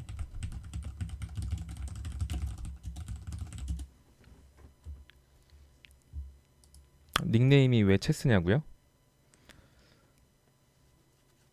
그런 거 있잖아요. 원래 어떤 닉네임을 할까 고민을 많이 했었는데 그 제가 장기 두는 것도 좋아하거든요. 근데 이제 어쨌든 장기든 체스든 똑같이 내가 한 수를 두면 다른 사람도 한 수를 두잖아요. 그냥 지금 당장 앞에 먹을 게 있다고 바로 먹는 거랑 어쨌든 왕을 잡아야 되는 건데 이제 그런 거를 생각하면서 주식을 한다. 뭐 약간 이런 거였죠. 다음 수를 생각하고 어떻게 보면은 시장의 판을 읽는 거잖아요. 체스도 장기든 그 게임판을 좀 흐름을 생각하면서 하는 거니까 이제 뭐 그런 의미로 체스로 지었는데 또 확인할 때 제가 막 체크 한 번씩 남겨달라고 하잖아요. 체크메이트 할 때 또 체크니까 뭐 어감이 잘 맞더라고요. 그래서 체스로 했죠. 그리고 그 뭐냐, 그 부자라고 생각하는 거, 돈이 많으면 부자인가? 그러니까 저는 약간 소박하거든요. 아까 말했잖아요. 닭 먹으려고 주식한다고, 치킨 시켜 먹으려고. 그냥 제가 재밌게 일을 하면서 돈도 벌면 그게 부자인 것 같아요. 아직 뭐 5억 있는 사람한테 10억 있는 사람이 부자일 거고 10억 있는 사람한테는 30억 있는 사람이 부자겠죠. 모든 건 다 상대적인 거니까. 근데 그냥 마음 편하게 일하면서 내가 먹고 싶은 거 먹고 그냥 스트레스 안 받고 좀 재밌게 살면 그게 부자 아닌가요?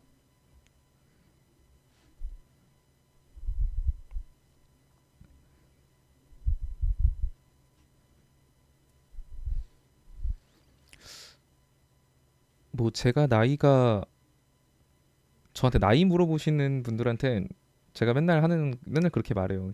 작년에 군대 전역했다고. 제 나이는 보시면 아십니다.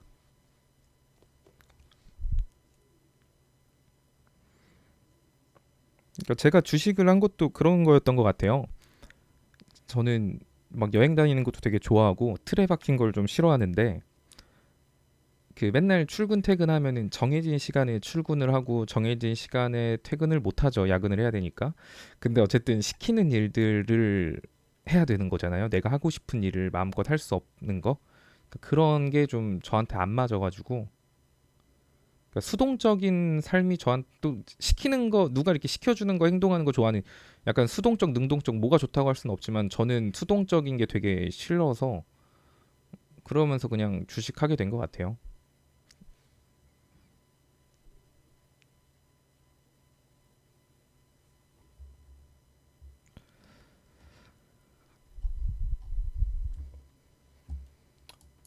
이거 맞다. 이거 옵트로텍 이거 갭자리 가요.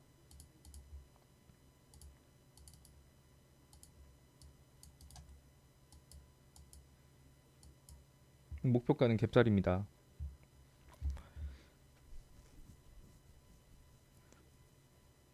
있겠죠, 당연히. 지금은 프리랜서냐고요? 아니요, 저도 개인 사업자인데요. 아, 그건 그건 그렇고, 오케이. 하이비전 시스템.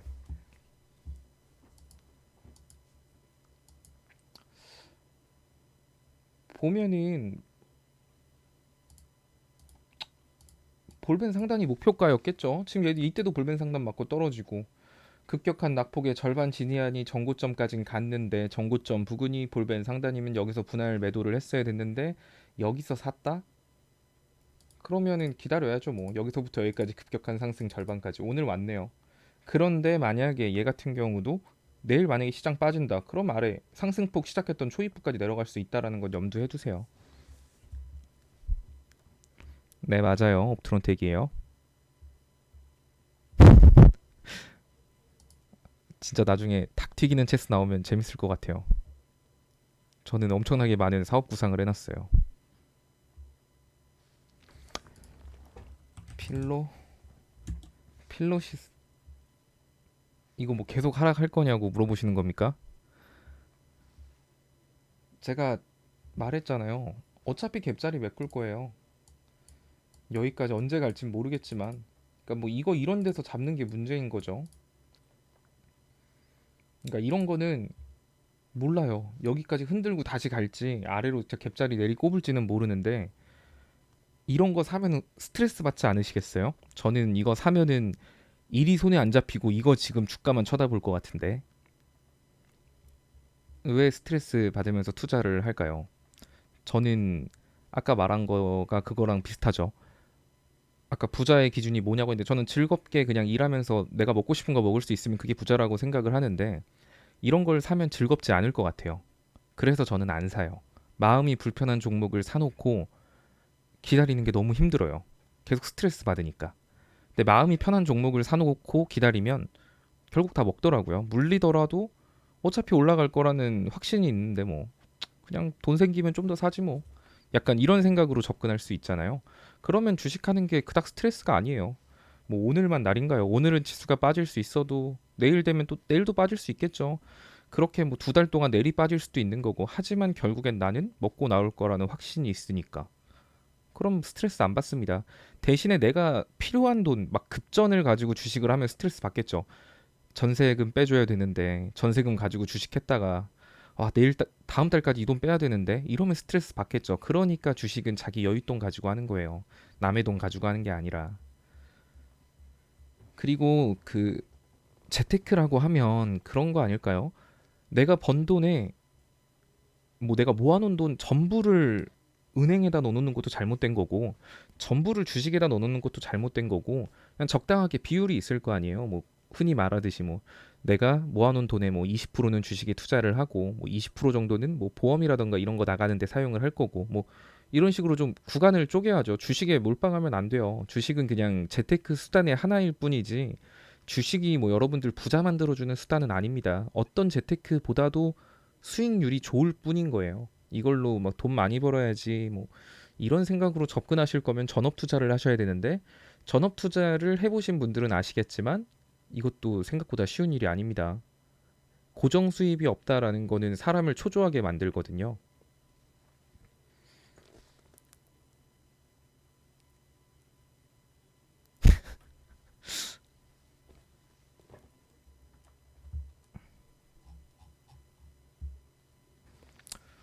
저는 내일까지 아무것도 안 할 건데요.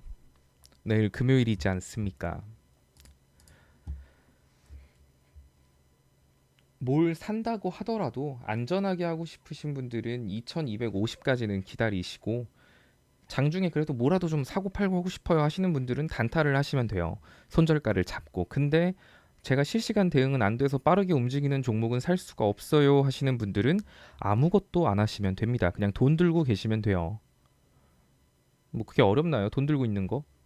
누가 훔쳐가지 않아요. 계좌에 돈 있다고 막 누가 빼가지 않습니다. 아래로 빠질 자리가 2200선이라고 하면 이 자리 왔을 때 사면 되는 거고 그냥 이런 구간에서도 난 매매를 하고 싶다 하시면 손절가 잡고 하시면 되는 거고 대신에 그런 건 실시간 대응이나 손절이 필요하겠죠. 그러니까 본인 상황에 맞는 매매를 하세요. 그냥 맨날 맨날 매매하고 수익 봐야지 이런 생각하지 마시고 2250 되면 나아질진 모르죠. 근데 2250까지 빠지기는 해야 되거든요.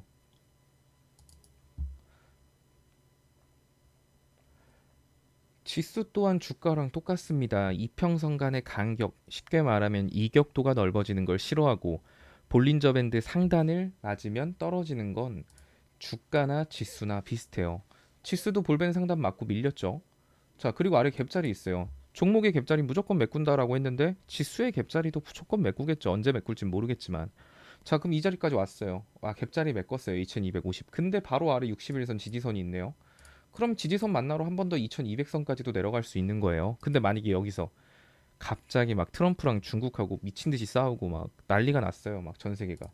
그러면 여기 아래 있는 갭자리 1950선까지도 내려갈 수 있는 거예요. 자, 이런 식으로 미리 생각을 하는 거예요. 여기서 여기 이탈하면 저 여기까지도 갈 수 있겠는데? 그럼 2200 이런 데서 좀 샀다가 뭐 여기까지 밀렸으면 더 사. 근데 여기 이탈하면 일단은 조금 비중은 줄이자 안전하게. 뭐 이런 식으로 생각을 하고 투자를 하는 거죠. 사실 돈 있으면 그냥 기다려도 돼요. 내 종목에 확신이 있으면 뭐 떨어져서 대응보다는 어차피 올라갈 확신이 있는 종목 같은 경우는 그냥 방치하고 덮어둬도 상관은 없습니다. 그렇게 해도 어떤 재테크보다는 수익률이 높을 테니까요. 근데 아까 말한 것처럼 이런 거 있죠. 모르죠. 이게 내일도 상한가 갈지. 결과론적이니까. 근데 이런 거에 꼭대기에 사놓고 기다리면 언젠간 오겠지라고 하면 안 올 수도 있어요.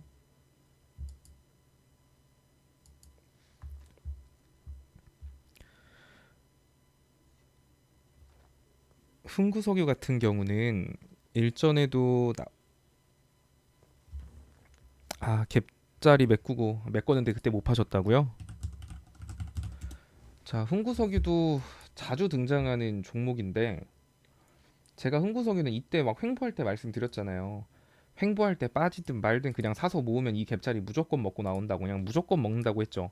무조건 먹었으면 맨날 맨날 이 자리에 걸어 두셨어야죠. 한눈 팔고 왔더니 놓쳤잖아요. 그러면은 사람 마음이 똑같아요. 갭자리 메꾸고 떨어졌기 때문에 팔아야 되는 거를 머릿속으로는 아는데 그 기대감이 들죠. 이때 못 판 게 너무 아깝거든요. 수익이었는데 못 팔았던 게. 이러면서 머리는 팔라고 하는데 손가락이 절대 움직이지 않죠. 그러면서 떨어지고 있는데 흥구석유나 석유 관련주들 같은 경우는 결국 유가의 상승이 필수적인 요소입니다. 상승에. 근데 지금 유가 상승할 가능성이 있나요? 그 중동에서 막 치고받고 싸우거나 그 코로나가 좀 잠잠해지면서 다시 세계 경제가 활성화가 된다. 그럼 유가에 대한 수요가 늘어나니까 가격이 오르겠지만 지금 당장은 그런 상황이 아니잖아요. 그러니까 흥구석유는 윗갭을 메꾼 순간부터는 사실 투자 매력이 많이 떨어진 게 사실이에요. 어쩔 수 없어요.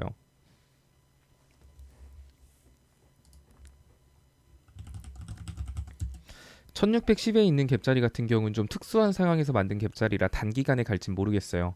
주가가 보통 뭐 10년 주기 뭐 얼마 주기로 한 번씩 대폭락이 온다라고 하는데 내 다음 10년 뒤에 그 자리 메꿀 수도 있죠. 제가 예전에 에이프로젠 제약을 봐드리기 전에 예전에 코스피가 이렇게 폭락을 했을 때 때였나? 어디지? 사실 저는 갭자리를 다 체크하면서 투자를 하기 때문에 예전에 이때일 거예요. 자,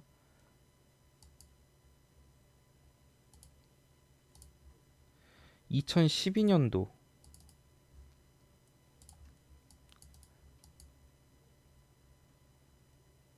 지금 이런 갭자리들도 결국엔 다 메꾸죠. 자, 이때도 어디까지 올라갔냐면 1790부터 2200까지 갔어요. 여기서부터 여기까지 이렇게. 그리고 나서 이 갭자리 메꾸로 한번 내려왔죠. 그리고 나서 만들어 놨던 게 여기였어요. 2016년에 만들어 놓은 갭자리. 자, 여기 이때 1850선까지 갈 거라고 생각한 사람이 있었을까요? 1850부터 이만큼 올라가는데 몇 년 동안? 그런데 결국 코로나 때 이 자리 메꿨죠. 결국 메꿔내 버렸죠. 그러니까 이 자리도 언젠간 메꾸긴 할 거예요. 근데 그게 언젠진 모르죠. 1년 뒤가 될지 2년 뒤가 될지 워낙 보기 힘든 폭락이었기 때문에 뭐 두 달 안에 메꿉니다. 한 달 안에 메꿉니다. 이렇게 말씀은 안 드리지만 항상 나중에 코스피가 만약에 진짜 폭락을 하면 1600까지도 가겠는데 이런 생각은 머릿속에 하셔야 돼요. 그러니까 만약에 시장이 막 여기까지 밀렸어요. 이렇게까지 극단적으로. 그러면 와, 여기까지도 밀릴 수 있겠는데? 라는 생각을 하면 이때 그냥 과감하게 손절을 하겠죠. 저는 사실 저번에 코로나 시장 때 폭락은 1850선이 끝날 줄 알았어요. 근데 갑자기 여기서 국제 유가에 대한 악재까지 터지면서 여기까지 순간적으로 폭락이 나온 거였거든요. 그러니까 미리 염두하고 투자하는 거랑 모르고 투자하는 거랑 차이가 커요.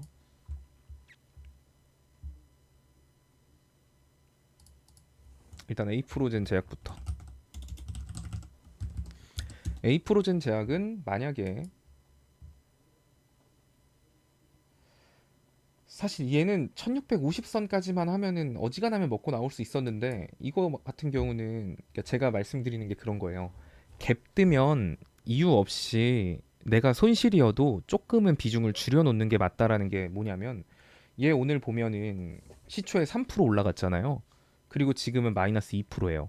그럼 내가 아무것도 안 하고 그냥 들고 있으면 그냥 오늘 마이너스 2% 맞고 끝난 거거든요.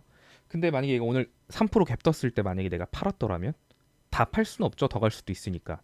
내가 그때 1000만 원 갖고 있었는데 200만 원이라도 팔았으면 그리고 그 200만 원을 갭자리 메꿨을 때 다시 샀으면 적어도 200만 원에 대해서만큼은 3%를 수익을 보는 거예요. 평단가는 낮아졌겠죠.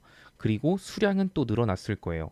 이런 식으로 갭 뜨면은 내가 손실이어도 일부라도 좀 줄이세요. 그리고 갭자리에서 다시 잡고 이게 대응이에요. 근데 사실 제가 모든 종목을 다 실시간으로 체크할 수 있는 게 부분이 없다 보니까 본인 종목에 대해서는 본인이 체크를 하셔야 돼요. 그러니까 본인이 감당할 수 있는 종목만큼만 투자를 하라는 게 내가 종목 30개 가지고 있어요. 그러면 내 종목이 오늘 뭐가 갭 떴는지도 몰라요. 그냥 막 내리다 보면 정신 없어서 넘어가거든요. 그러니까 자기가 감당할 수 있는 종목 숫자만 보세요.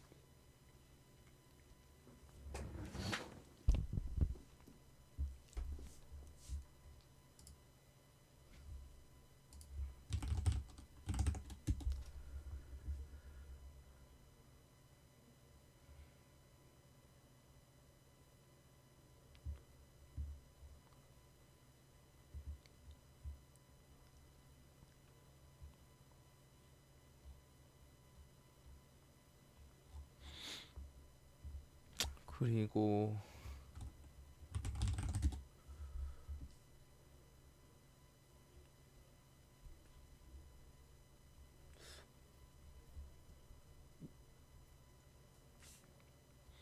이글벳. 그러니까 되게 참 들어가는 거 보면 어중간한 자리에서 많이들 들어가세요.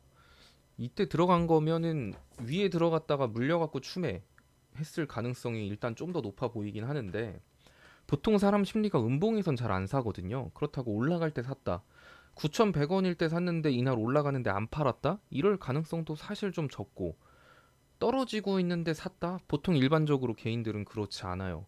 그럼 본인이 뭔가 투자 근거를 가지고 9,100원이나 이럴 때 샀다라는 건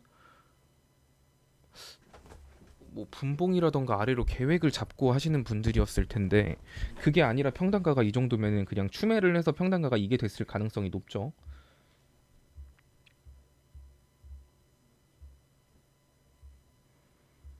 음, 사실 이글벳 이쪽 섹터는 제가 별로 좀 안 좋아하는데, 이거는 레오가 좋아하는 종목인데,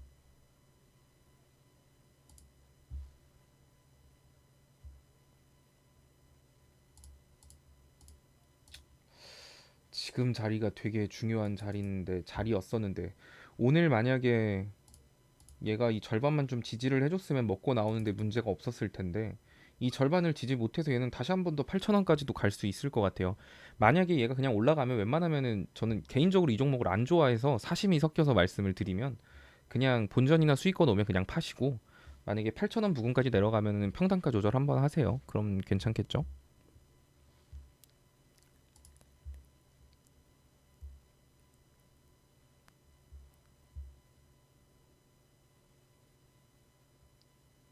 언제 산 거지? 이글벳을 내가 말했을 리가 없는데. 제가 말할 때 저는 체시스, 이글벳 이런 애들은 별로 안 좋아해요. 제가 싫어하는 종목들이 몇 개가 있거든요. 그 셀트리온 친구들 되게 싫어하고요. 그 이글벳, 체시스 이런 애들도 별로 안 좋아해요. 아마 그런 거에 말했으면은 그런 이유였겠죠. 얘 이렇게 12% 올라갔을 때 꿈틀꿈틀 거릴 때 단타로 들어가실 분들은 단타로 적당히 먹고 나오세요 하고, 단타로 짚어주는 거 아니고서야 제가 이거를 스윙으로 추천할 일은 절대 없을 거예요.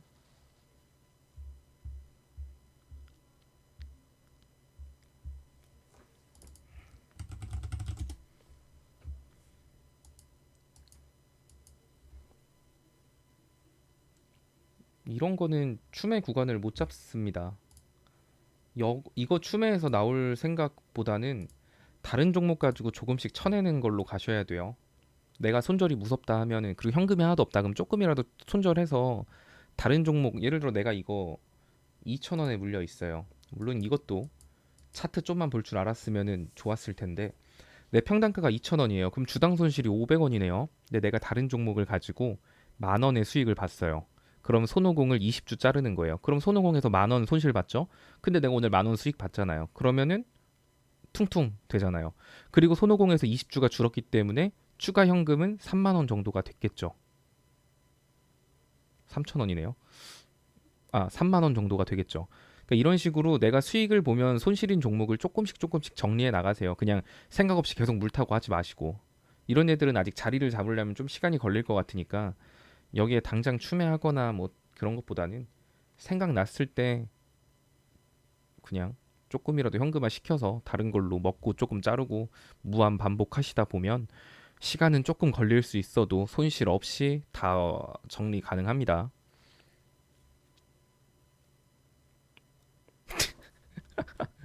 간만우. 이거 재강님이 봐줘야 되는데 이거. 이거 맞다. 이런 것도 막 갭자리 막 있다고, 막 간만우 이거 갭자리 있다고 막 들어가고 그러시면 안 돼요. 이거 이런 거는 간만우 상패 당했다가 상패 중에 정지를 당하고 거래가 풀린 거거든요.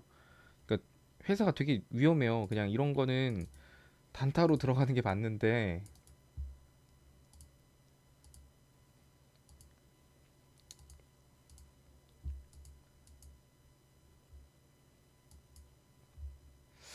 와, 진짜 교과서적으로 볼벤 하단 타고 내려가네요. 그래서 볼벤 하단은 또 이탈 안 해주네. 이거는 사실 내일 한번 반등 나오면 그래도 못해도 한 4,500원 정도까지는 반등 나오지 않을. 아, 5,500원 너무 적다. 한 4,600원? 이거는 지금 춤에도 못해요. 차라리 움직일 때 불타기 하세요. 물렸으면. 이런 거는 도박주지. 이런 거 비중 크게 들어갔다가 이제 물리면 이제 갑니다, 진짜.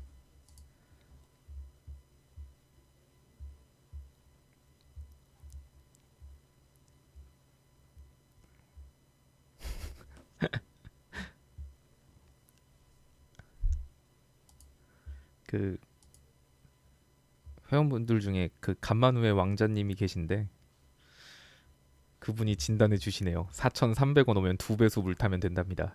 참고하세요.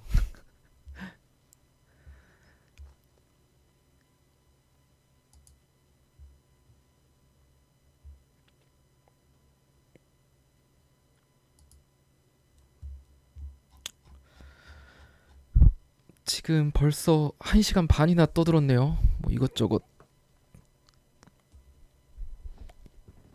KM이요? 뭐 본인 어차피 수익이시면 뭐 불안하시면 파시는 거고. KM 어떻게 됐나? 차트를 보면 전혀 위험하지 않은 구간이죠. 아래에 지지선도 있겠다. 마스크 관련주에 코로나 확진자 늘어나고 재료도 일단은 있겠다. 3분기 실적 잘 나오겠다.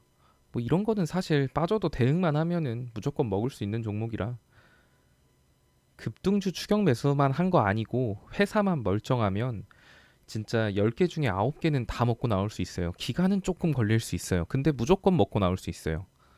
근데 대응할 줄 모르면 좀 문제가 되겠죠. 오늘 녹화도 올려는 드릴게요.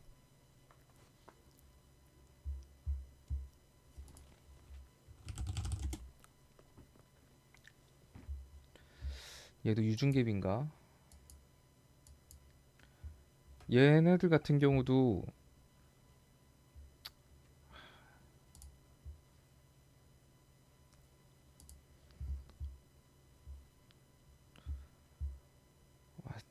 근데 가긴 할 텐데 얘 재무 한번 보고 그 재무제표 보는 법 이런 거 있잖아요. 제가 그 카페에 있어요. 제 카페에 진짜 그 초등학생도 이해할 수 있게 써놨거든요. 진짜 엄청 쉽게 써놨으니까 그거 보고 해당 종목 재무 한번 체크하시고 괜찮다 싶으면 갭자리 아래로 평단가 낮춰가지고 가지고 가세요. 길게 갈 수도 있긴 한데 그래도 또 코스피면 철밥통이잖아요. 코스피가 상패 당할 일은 거의 없어요. 베이맥령 해도 웬만하면 상패는 안 당해요. 코스피는. 그러니까 사람들이 코스피 하는 겁니다.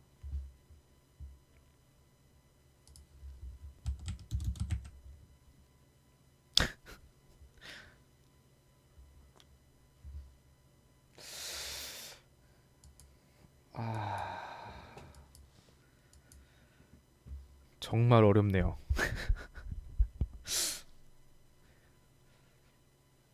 적정가요? 사실 이런 거는 알 수가 없어요. 이거 할 바에 저는 차라리 그냥 해외 선물로 원유 할래요. 마냥 사실 근데 만약 이거 샀으면은 뭐 이런 데 사시지 않았을까? 거의 막 9,000원 막 이럴 때 사셨을 것 같은 그런 기분이 드는데. 뭐 지금 사실 잘 나봐야 손실 한 80% 되실 것 같은데.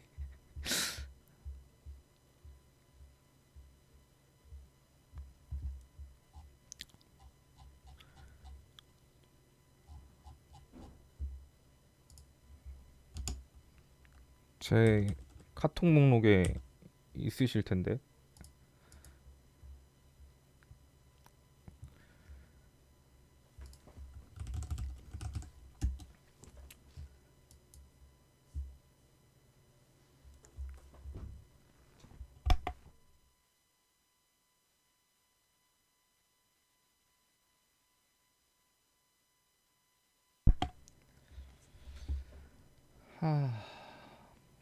보면은 인지 컨트롤스도 볼벤 상단 부근까지도 밀릴 수 있겠다라는 생각은 일단 하셔야겠죠. 애초에 아래 갭 뜬 거 잡은 것부터가 좀 잘못된 거고.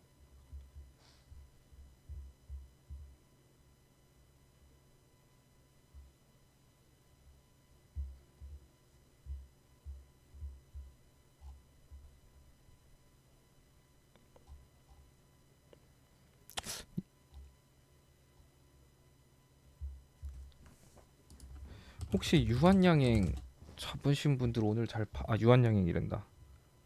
아, 갑자기 기억이 안 나요. 제가 12,000원 안착하는 거 보면 사라고 했던 거. 뭐지?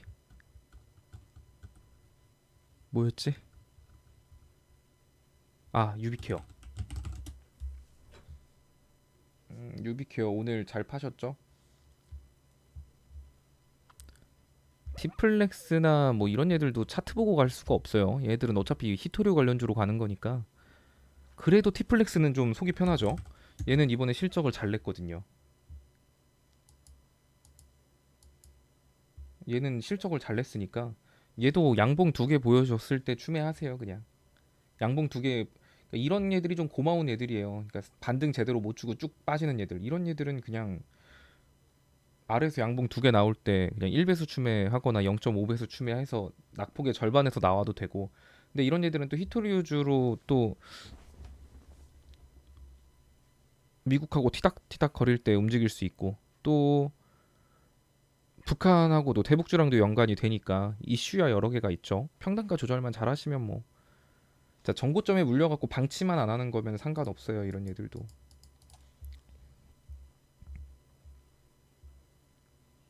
그쵸. 유비케어 기억났어요. 저도.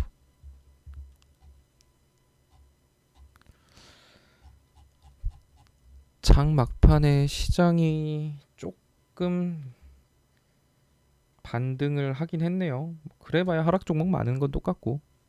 아까 바른 손 하다 말았어요? 아, 이거요? 보자마자 답답해갖고 바꾼 것 같아요. 이거 갭자리 메꿨는데 이제 뭘 어떻게 하면 좋을까요? 이런 일들은 추매하면 안 돼요. 뭐 하나 좀, 그러니까 회사가 엄청 좋다. 이 회사는 진짜 재무도 탄탄하고 재료도 정말 많고 뭐 이런 회사다 하면은 뭐 추매를 하겠는데, 얘도 아까 그런 애들이랑 비슷해요. 손오공 같은 애들하고 비슷합니다.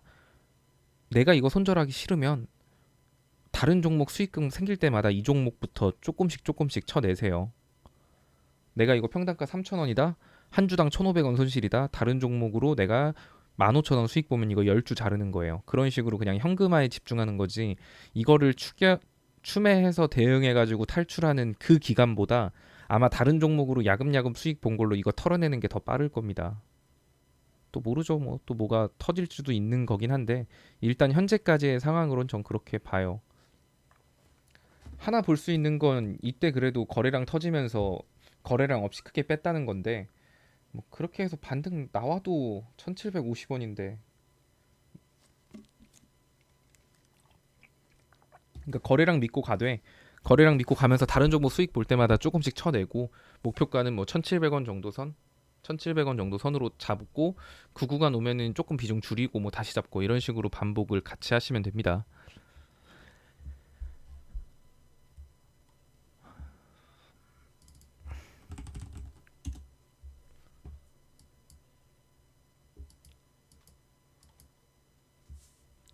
그 차트 한번 보고 저한테 질문하신 거 맞아요? 제일바이오? 캡 있잖아요.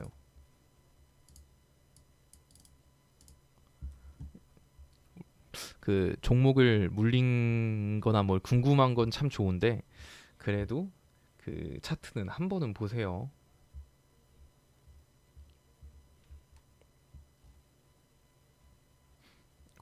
그냥 혼만 나요.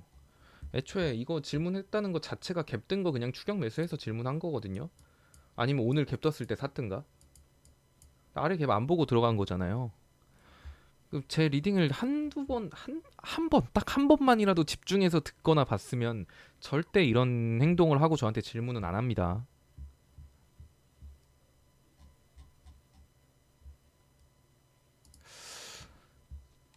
동방이 잘 가네.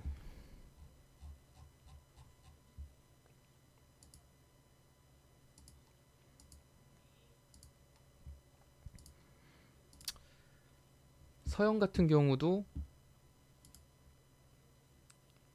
갭자리는 메꿨죠. 근데 아래 갭자리 있죠.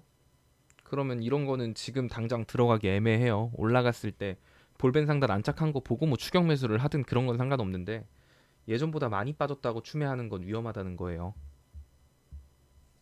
아, 승리하셨나요? 오스 AMS? 481선 잡아드렸을 텐데 그러면 이 구간에서 분할 매도를 했으면 남은 물량은 이제 481선 깨기 전까지 들고 가시면 됩니다.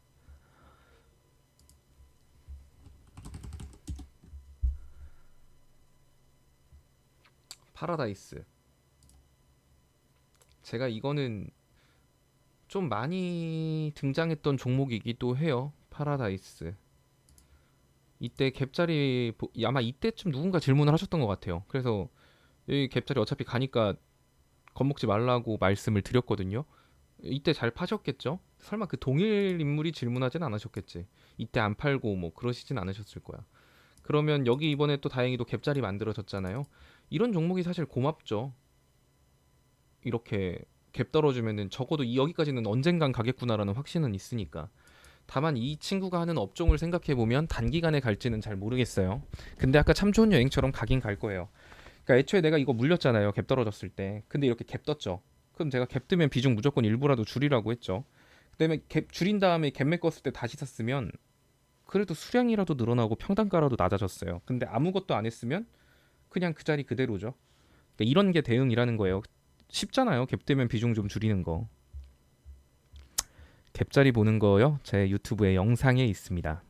유튜브에 있으니까 보시면 돼요. 갭 영상도 한 10분 정도 될 겁니다. 진짜 친절하게 천천하 친절하게 친절하고 쉽게 설명해 놨으니까 보시면 도움 되실 거예요.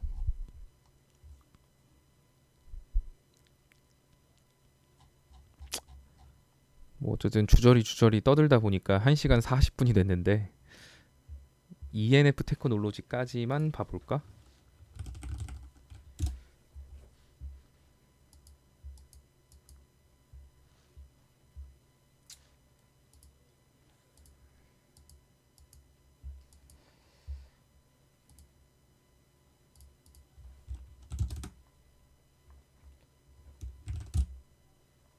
거래량이 그렇게 크지는 않고 이런 게 애매한 종목이에요. 이런 게 그 신규 진입하기도 애매하고 추매하기도 애매한 자리. 이거는 일단은 그냥 기다리세요. 물론 여기서 반등 지지선 딛고 반등 지지선이 없죠. 물론 여기서 얘가 42,500원 안 깨고 여기서 좀만 더 횡보해 주면 다시 한 번 더 볼벤 상단 부근까지는 올라갈 수 있을 것 같거든요. 근데 아래로도 지지선이 가까워서 위로 올라가는 폭이나 아래로 올라가는 폭이 거의 똑같죠. 위로도 5,000원, 아래로 지금 5,000원 열려 있거든요. 딱 중간 부분에서는 사실 추매하기도 애매해요. 신규 진입하는 것도 애매하고 대신에 차트 보면은 60분봉 상으로도 저항선이 위쪽에 좀 더 많고 120분봉 상으로도 45,000원의 저항선이 좀 더 많기 때문에 저가 만약에 얘를 산다 그러면은 그냥 4만 한 2,000원? 4만 1,000원까지는 기다리고 추매를 하든 신규 진입을 하든 할 것 같습니다.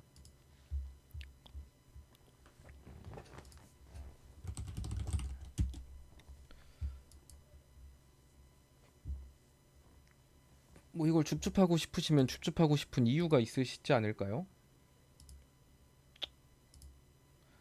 원래 진짜 제가 옛날부터 보신 분들은 아시겠지만 약간 제약 바이오에 알러지가 있거든요. 제일 싫어하는 게 제약 바이오 섹터인데 지금은 뭐 제약 바이오밖에 안 가니까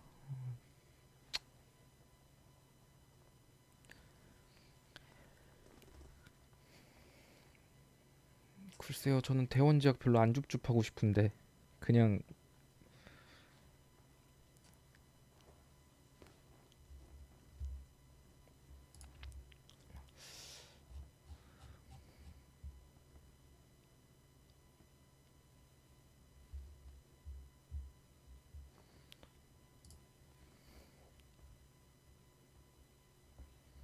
예, 이제 여기까지만 봐드릴 거예요. 저도 이제 장마감 준비를 해야 돼가지고 오늘 좀 심심해서 영상을 켰습니다. 이제 어떻게 보면은 지금 방에 다 들어오셨잖아요. 근데 아마 다음부터는 제가 비밀번호를 걸 거예요. 비밀번호가 있어야 들어올 수 있을 겁니다. 장중 방송은. 뭐 녹화된 거나 이런 건 편집해서 좀 추후에 올라갈 거고, 뭐 시장 짚어드리는 영상이나 이런 거는 제가 다 찍어서 유튜브에 올릴 테니까 그거 보시면 도움 되실 겁니다. 그리고 그 가족분들은 질문하고 싶은 거는 개인톡도 상관없고 카페도 상관없긴 한데,